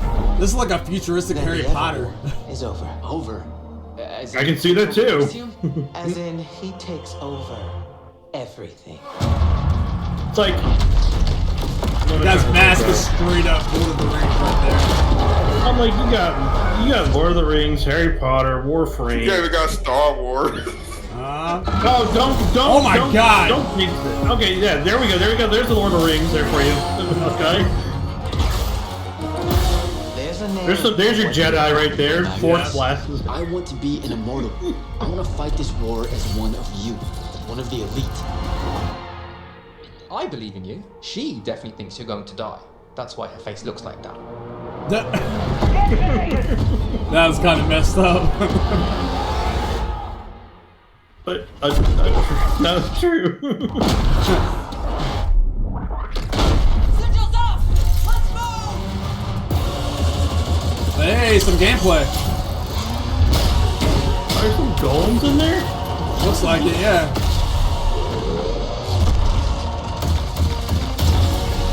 You walk towards your doom. Doom and I are old friends. Okay, now we got Doom in here? What the heck? Oh! Whiplash, like, a little bit of, well, yeah, Bulletstorm, like, I'm thinking, like, a little bit of Bioshockness in terms of, like, dual-wielding abilities and weapons, like, good lord. They're just taking that, like, yeah, they got a little bit of everything in here. They even have a little bit of Ghost War in Tokyo. The way that they kind of do those spells and stuff. That game, side shot. Little way. To kill you. I should know this one. Or turn you into a weapon against Rasharn. I can't remember that. Back up. Option A was to kill me? Okay. Alright. It's got my interest for sure. Said option A was to kill me? That was funny. That's gonna torture me for the rest of the day until I figure out what that game is. Kind of that phrasing there though, Malachi, it reminds me of Dragon Age Origins, if you know what I'm talking about. Mm-hmm. When you first go to become a Grey Warden. Yeah. Yeah. It's like it's either you live or you die. So now that you're seeing this in full flesh, like, and again, this comes out relatively soon. It comes out in three months. It's in July. You think it was the 20th? Yeah. July 20th is when this comes out. Shadow Warrior. Okay, yeah, I can see that. I can see it. It's definitely got my attention and all, especially with just those little quirks in there. Like, I like games that have like the seriousness in the combat, but then just have that real life situation of like, we're just gonna crack a joke here because we can, and it makes us feel a little bit better, you know. Like, I'm kind of curious on the big fights and everything. Like, some of them look really interesting and all, like just the whole like big battle areas and everything. I'm wondering if it's gonna have like, you know, kind of like Drakengard fights where it's like you're against the full army going into like, which it kind of did look like there at the beginning, but sometimes those can be controlled by X number of people. Excuse me. The boss fights, like, at least as far as I saw, it looks like boss fights look kind of really cool. Like, so I'm hoping for some good stuff in there. A lot of different combos with spells and all is definitely really interesting, intriguing, because it allows you different gameplay styles. So I'm wondering, like, what the differentials are, like, you know, range, full melee, blast stuff. Like, yeah, there's that little Ghostwire step that you talked about, Malachi. Like, that looks really cool. So, yeah, it's definitely got my interest, and like, I'm very curious on story. I'm just hoping that they don't cheap on the story a bit, and like just, you know, focus on like too much like battle. Like, I hope that there's a good story to it. So, because when Nineball mentioned Anthem, I was like, no, let's not do it. I can see it, but I don't want to do it. Yeah, well, and you guys already know this, but just to reiterate, one of the issues with Anthem is that they took the team off of it to work on something. What was it Dragon Age Inquisition or something like that? No, basically the problem they took was a Dragon Age Red Wolf team and stuff and pulled them over to Anthem to try and finish it. If I remember right. Guys, okay. I Yeah, was about to say, Anthem. They really wasn't doing it with Anthem, but Anthem to me actually this may cause a bit of problem, but Anthem never launched. In my opinion, Anthem had never launched. That's gonna be it. I mean, if you ever watch the history behind that game, technically it never launched. If you think about it in a certain light. But for me, I'm gonna use the word interested, and that's it. Like, I'm not gonna say it's like exciting or anything because of the simple fact that, to be honest, I've played this song and dance with EA and them too many times to just hike factor all the way up to 100, then it launches. And you're like, oh well, it sucked.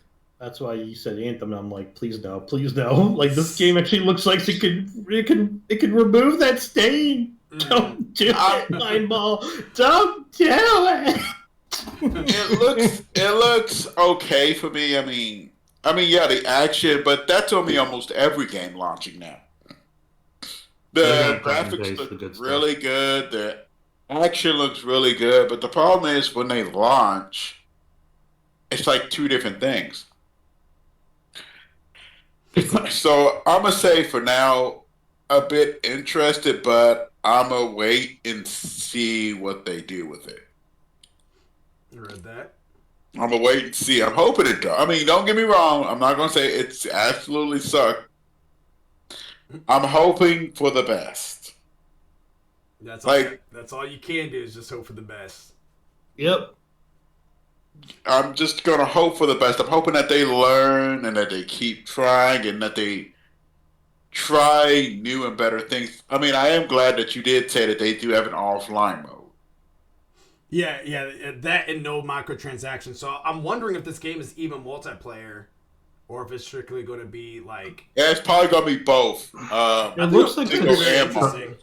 looks like starting point is definitely single player, but I could definitely see it going multiplayer aspect, kind of like Destiny in a way, because it definitely looks like you've got that capability of like squads and stuff doing things. So it's like not like you're like the one person only to carry the ring. You know, it's like no, like you're gonna have like it looks like you can probably bring in people to do like support like your game possibly. Now how many that's gonna be, I kind of just because it's EA, I kind of want to just say you could have maybe up to anywhere from Which 3. EA studio though?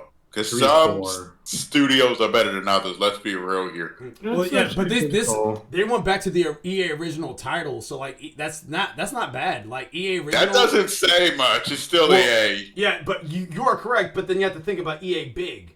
That was huge. You could take a turd in the bag, but that doesn't change what it is. This is Ascendant Studios. Yeah, Ascendant Studios partnered up with EA though. Yeah, so it's not. I don't think it's. So it's not. It's not built by EA Studios. Think of what the creators of Apex. Think of them. I can't remember their name right now. Oh, I know what you're talking about. Yeah, it's blinking on me. But like they came out. They technically are under EA, but they did great work with Apex Legends. Respawn. Yes. Yeah. So this is coming out. But they was already established. Steam, Epic, and EA. Yeah, groundbreaking first person. I'm on his website right now. Mm-hmm. I'm making new studio, Ascendant Studios. And if it does, my always biggest question with these is always the same: can it differentiate itself? Can it stand out? I think it can, because kind of going back to Ghostwire Tokyo. Ghostwire Tokyo isn't like other games that's out there. It's just not like, I mean, now granted, could you compare it to something else? You could, but you're still kind of grasping at straws just because of how different Ghostwire Tokyo is. This one is like probably the only other game that I can think of where it's like the second installment that's something that's similar to Ghostwire Tokyo. It's just it's in a fantasy world versus like a magical horror This one isn't like magical horror. No, a magical horror. I'm talking about Ghostwire Tokyo. Oh, Ghostwire Tokyo. Okay, Yeah. this one is more like sci-fi fantasy. Yeah, this one I can see more of Rune, as Mildew was saying before. I can see Rune in this. I can see and the humor in there too. Like there, like that little moment where she's like, yeah, that's why she's looking at you because she thinks you're gonna die. You know, like you know what I mean? Like it's just stuff like that. It's just like, so your plan A was to kill me? Like that is funny stuff. That you can probably have a connection with some of these characters, and depending on how the story is, I'm very intrigued about this game. I'm very curious to see what this is going to hold. All this looks like chaos to me, as far as like what we're seeing on the screen right now. This looks like absolute and utter chaos, but at the same time, the battle, yeah. I love that though, because that. No offense to people who play other games and say like, no, that's too much. I'm like, in a way, that is war, guys. Like, not trying to say that they need realism in these games like that, but that's kind of like an aspect of war that's like you're gonna come across. It's either gonna be calm, slight, or you're gonna have like holy shit moments. Most wars, I mean, anybody, if y'all watching, I am a huge 40K fan. Anybody that knows, we know warfare is pure chaos. I mean, if you'll have those moments of like definite points where you could probably control a little bit there, but there's times where it's either going to go really good or upside down shit crazy, like up shit's creek without a paddle. Like that's just life, and I like that aspect of going to like, all right, this is going holy crap, I like that because it makes it feel real. It makes me feel like, oh my god, like it's not like, oh, you're an epic god, you playing the story, you're just so good. It's like, no, like I don't like being handheld through a lot of stuff. I like them giving me those moments of like, can you do it? We'll find out, On the next episode of Dragon Ball Z.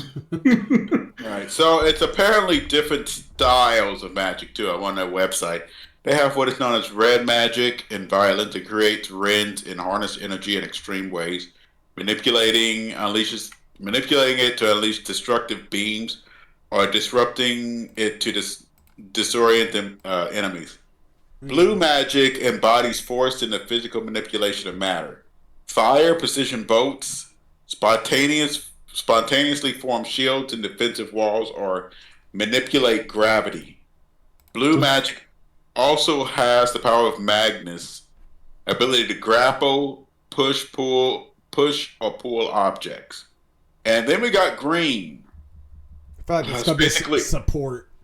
Huh? Sound like it'll be support. No, this is Skyrim green. So anybody that knows Husher more, it's gonna be like rotting chaotic. Yep. Stuff. Necromancers. It embodies growth, death, and transition.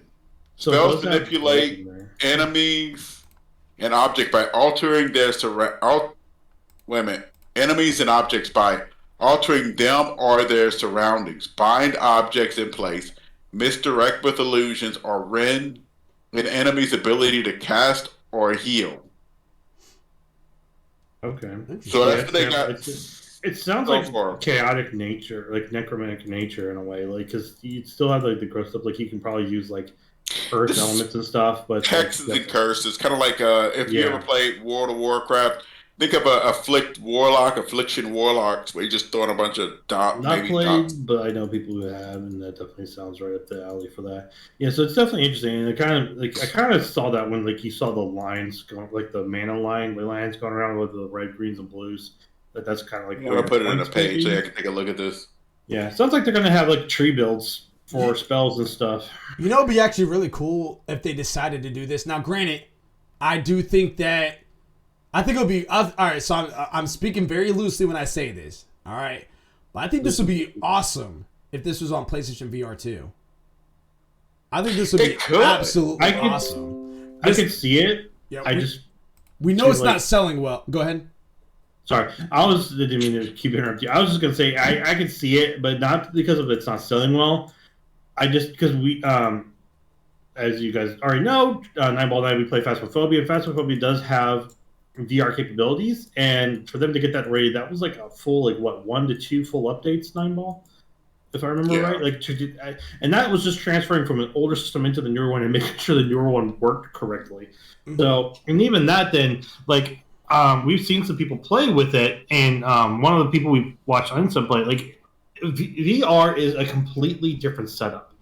You don't have the same functionality, controls, or capabilities as you do with playing controller. It's a whole new different thing. It's a whole new different build setup too. Like, because you could be interacting with stuff on your waist, other things. Like, you could have different equipment. Like, say in this game, like you've got your 2 hands and you maybe have like a couple of different switches, and maybe like you've got like some side items, like maybe 2 or 3. You could have 5 with a VR headset setup. You could have more like twitches and switches. And like with this one, like with the way that they're doing their hand, like that's like a lot of twisting wrist movement, it feels like, for VR. So I feel like that would be, to get it to recognize that quick enough twisting to be able to do a spell or whatever you're going to do, like I feel like that could be challenging. I'm not going to say it couldn't be done, but I definitely could see it as being a challenging aspect. So I have a different question, actually. Does it have, how much, is it straight, or does it have any level of customization? Probably. I'm noticing that it's gonna it be has straight. different like classes, maybe because of the different types of magic. But do you have character customization as well? I don't. There's the person name is Jack. Part. Yeah, the person that you have is Jack. So they have a protagonist there. If anything, that might not, because if you ever played Deus Ex, the main character's name was Alex, but Alex could be a boy or girl's name. Sure, and I was about to mention that. I was about to say Jack technically could be a girl's name. And it's JAK, so there's that possibility, but it doesn't seem like that it's going to go that route. I'm going to call this out. Mass Effect did, towards like you're playing a shepherd. Originally, I think it was like the male shepherd or point, but then it's like they also then put in the female one, like where you could just change between the two. So there is a possibility. The only reason I'm thinking that they're not is because right now, because it's getting ready to come out and they're pre-ordering and all, the only thing they're showing is just the one character build for Jack. Right. That's why I'm thinking it might not be that way, just because of just some element aspects that I saw, especially during the trailer, like with some like design aspects and interaction. They may not, but I would be very happy if they did, because that allows for more customization of it. But then again, I can also go back to the point of seeing why they wouldn't, because it's not you telling a story like you can do with Mass Effect and Dragon Age. You like playing it your way and telling the story your way. This is a story you're playing through that they've written, kind of like Final Fantasy. Like you're playing through a story that they've written. You just gotta get to the end, and you just gotta fight these things that are like holy shit and get to that point. Yeah. With who's there. Do you think they would have like sort of like an end game content, maybe done like a dungeon style? Or something like that. They did say on here, what does it say? It says that there's all these different like secret areas that you can go to. So pretty early on and late, it sounds like. So I wouldn't be surprised.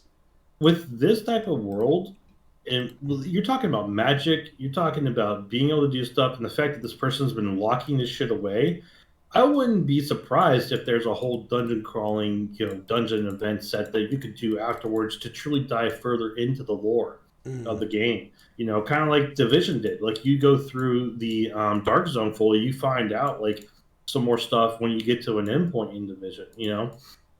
There's some hidden things in there. So like it would not surprise me if this place was littered with hidden areas, routes, aspects, treasures, lore, like. This game, I feel like would have. It's. I mean, I'm gonna reassess a bit here. I'm gonna say it's showing a lot of promise. Yeah, I was about to say, even right here, like kind of going back to your question there, halfway through the paragraph, it says this is a quote directly from GameSpot from George Young. There will also be optional paths and hidden secrets along with abilities earned throughout the game that can also be used to discover new areas in earlier parts of the game. So that kind of tells me that there are going to be some sort of, I don't know if it's going to be a dungeon, I don't know if it's anything like that, but there definitely are hidden areas that you can explore inside the game. It could definitely be like, because this is like so far into the world lore that this battle's going on. It's kind of like at the final point where you have to turn around. You could have like fallen knights, heroes and stuff of the thing, or like enemies that you're going through the crypts and all, and like they've taken their secrets to the grave type of thing, where they want to do. Now I am going to be devil's advocate here and bring back Nineball's thing about Anthem. Anthem had the potential for a shit ton of lore and freaking big. So just to throw that ridge back out into the pile. So let me ask you guys this before we go ahead and close out the stream for the day. If this is multiplayer, Is this a day one buy, or are you guys still waiting? You already know I'm probably going to wait automatically. I'm still going to wait because I'm with 9ball. It's like I really, really would like to just buy this game, but I'm also glad I didn't buy Anthem first game out. So. Yeah, this one. I'm not saying they're going to do it, but depending on where Anthem is at that time, and also what my finances are looking like. Not Anthem. You guys keep talking about Anthem so much, I forgot about it. Depending on where I'm at with Final Fantasy 16, because Final Fantasy 16 comes out before this. Yeah. So, depending where I'm at with Final Fantasy 16, and on top of that, what my finances are looking like, because this is right in between me coming back from Jamaica and getting ready to go to the Bahamas.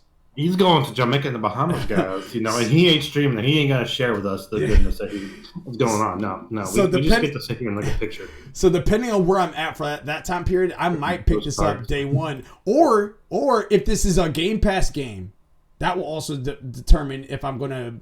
If it's a Game Pass game, I'll be playing it regardless.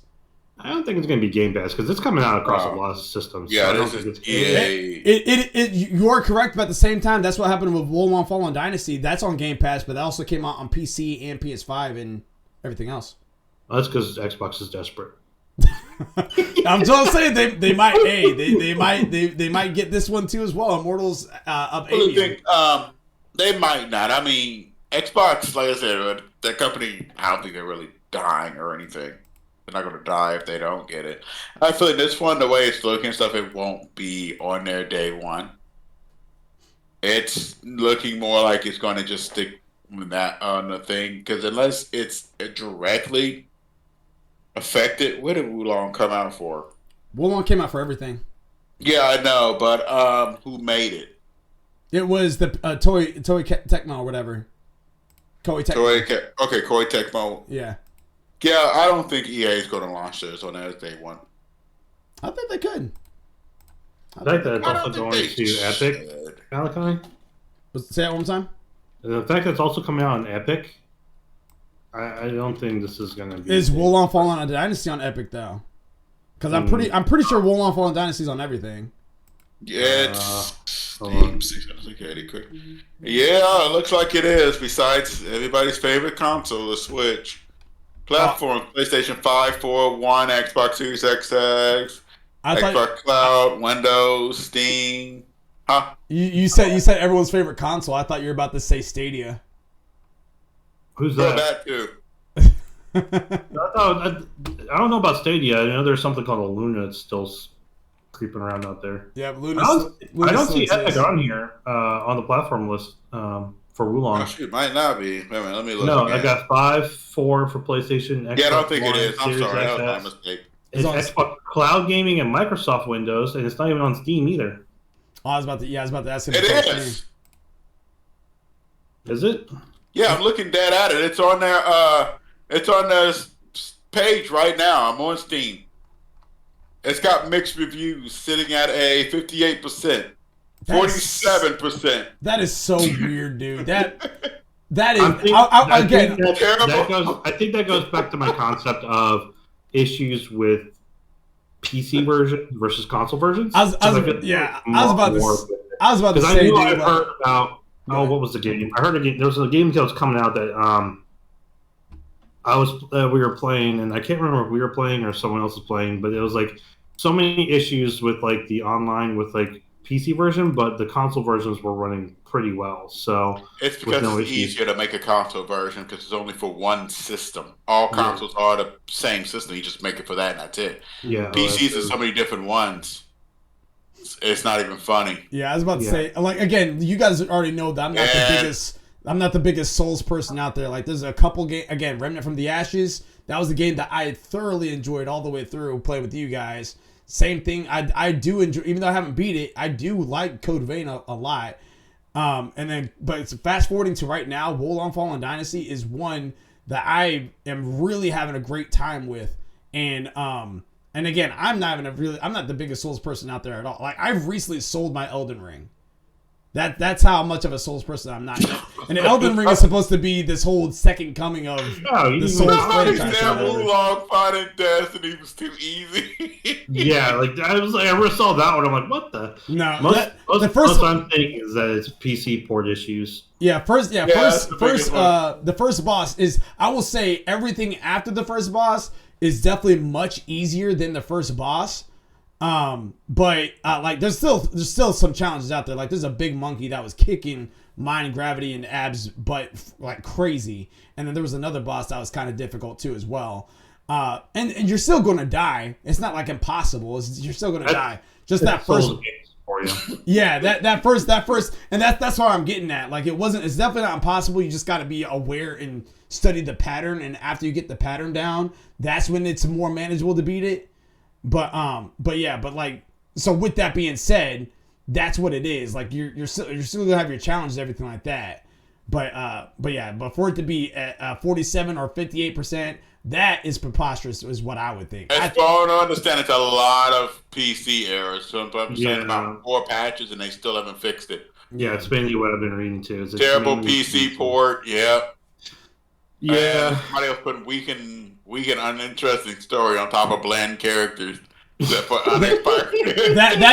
just tells me they did not bother with Dynasty Warriors, because if they knew Dynasty Warriors, the story you gotta know the romance of Three Kingdoms. Yeah, you gotta get inside the romance of Three Kingdoms, because if you don't know it, then the story may not be anything for you. And that's one thing I've always done with me is to like if I'm gonna be doing that, I'm gonna be like playing a game like that type of like mythology and stuff. Like I'll definitely get into it to learn more about it, because like you can't just go in thinking you know it. It doesn't work that way. Yeah, it never. It's happens. also, but here's the thing: it's about them to tell it.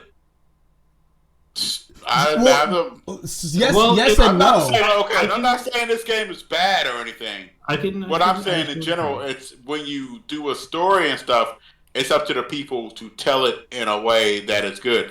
Now, everybody's not going to like it. I'm not going to lie. Not everybody's going to like every game. I mean, a person hated Elden Ring is the second coming. I'm one of them. I'm one of them because the way they delivered the story. The way they delivered the story is not the way that I like. I got through like 2 or 3 bosses of Elden Ring. I have no effing idea of what I'm fighting for. I don't know what's happening. Dark Souls in a nutshell. Like, you got to go search. You got to go search for those bits of lore. That's what I'm saying. And again, like I think that's cool to do with other parts of lore. But for the main campaign of it, if you want to invest a player like me, I need to know what's happening. Like I don't want to go out of my way to be like, hey, you know what's happening. You're fighting for your life. I don't entirely understand what the full concept is going though. That's the premise. You swing back. I understand, like you I mean, now here's the thing: Dark Souls stuff. You probably have more of a straight line to it. Like your pretty much goal is to get to the end and prevent the flames. Like make a choice: either kill the flames, prevent them from going out, or like take control of the flames. There's a different aspects of that. So it kind of had a little bit straight point. Elden Ring, I definitely, from what I was hearing, it can kind of get you lost there, like what the end point is. There are other games that do that, and me personally, I like finding the lore, because a lot of times you can't tell the full lore inside of a single story, So you do have to go searching for it. It's kind of like Sons of the Forest, they do that. For example, you'll find parts and pieces throughout the game. Sons of the Forest, I think even Dragon Age, they did that. Like, there's like a lot just hidden around. Like, you've got the base concept, especially with Origins. First one, go through it, fight off the dark spawn, end the horde, and boom, you're done. But like, there's more to it behind it, and it's actually that lore's built up into the entire Dragon Age series game that's kept going, building and building. So eventually, hopefully, you got what is really going on. So there are those games that do that, but then I can agree that there are games that can take a moment. And Romance of the Three Kingdoms and Wulong Dynasty, I think, is one of those games that are stories and stuff. It's like, it's not that it can't be told, but it's told in such a unique way that I feel like some of these people need those what are those Cliff Notes things, like, because it doesn't translate well for them. And some people it does that, I completely understand that, because there's sometimes I've read something that's like, what the frick is going on here? And I've had to go back like 5 times and be like, oh, You read the short notes going, oh shit, that's what they said? Like, it's highlighting 5 paragraphs and they wrote like 3 lines for it. It's like, what the fuck? You know, they just do that. That's just how some of the stuff is written. And especially if you're bringing stuff from the past forward, it's a different, thought process and writing style, guys. So you just have to either dig into it or deal with it or put the controller down and, go somewhere else. Somebody gave, I was looking at Elden Ring. Somebody gave it a thumbs down saying, let me see, can't romance Margaret, unplayable. That is stupid, dude. These guys are dumb, man. That is crazy. That is funny, though. I ain't gonna lie. That's funny. Just before we end, because you brought that 9-ball, it reminds me of in Phasmophobia. I was reading some guides through it, and one person's like wrote a guide on how to romance a ghost in the game. And I was just reading them like, what the fuck? He's like, at the end of all these steps, we're like trying to like go in there, talk to him, like trying to set up like a candle, like dinner date, like because you got candles in the game, like just go through the game. By the end of it just keeps going you, then just move on to the next ghost, man. I had to start just because it was so funny, but I'm like, there are people out there that just want the stupidest things from these games, but it's good. It's good. Some people, it's good fun a lot of times though. A lot of these are. But there's stuff. I mean, games will always be hit or miss. Mm-hmm. Not everybody's gonna like every game. So far, from what I played in Wulong Fallen Dynasty, I've had a pretty good time. It's pretty fun. I just had to get used to the controls because it's kind of different from Souls games. It's more of a closer to a Devil May Cry. It's fast paced than it is like stamina wise and stuff like that. Yeah, and how you attack, you don't really use the triggers. You have to use, X and Y and stuff. Yeah, so button matching then. And it's more down the line of not so much dodging, but I'm really going to parrying. Yeah.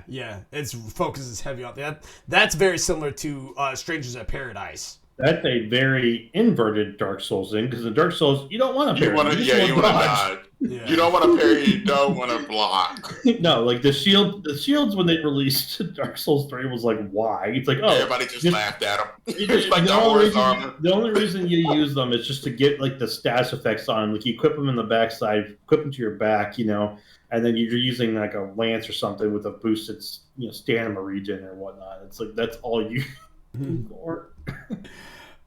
Ladies and gentlemen, that is our All Things Gaming episode 10 of all kinds of season 3, 2023, April 18th. So again, keep on a lookout for our potential stream for tomorrow. We may be post reacting to the indie showcase with Nintendo. If so, again, I'll post up on social media as far as when we're actually going to go live and go from there. If we do, go ahead and do that. If not, stay tuned. Me and Shaolin Keese may be streaming Back 4 Blood on Thursday for a little bit. So be on the lookout for that. But still, if nothing happens from between now until Saturday, be on the lookout for Saturday as we go through the Division 2 with all of us. We're going to have a good time there and have a great time. But if you end up missing all of that because you're busy taking care of the kid, walking the dog, mowing your grass, whatever it is that you're doing, make sure you guys come right back on over here next Tuesday, 6 p.m. Eastern Standard Time, as we talk more video game news, anime updates, all that good stuff. If you guys like to support us, make sure you guys are checking out using your Twitch Prime. It should be a free month, and for $5, if you guys subscribe to us, we appreciate it. We would love it. And of course, we'll try to bring you more of this goofy, fun, entertaining content, if you will. And one more thing, even if you're not going to use it on us, use it on somebody in Twitch. Yeah. It's a free sub. Don't let it go to waste. Absolutely. Support your favorite streamers. Give them the love. They work a lot harder than we do to make a lot of the content they do. So give it to them. Give it to someone. Show someone love and appreciation. We would love it, but even if you're not, just give it to them and tell them ALWT sent to you them their way. Absolutely. But once again, I'm signing off here. I am Malachi36. You have Mel Dewey, Carrot, and It's the 9-ball corner pocket. Until next time, everybody. Control, Alt. Complete. Love you guys. Peace. Peace. Love and hair grease. All of it.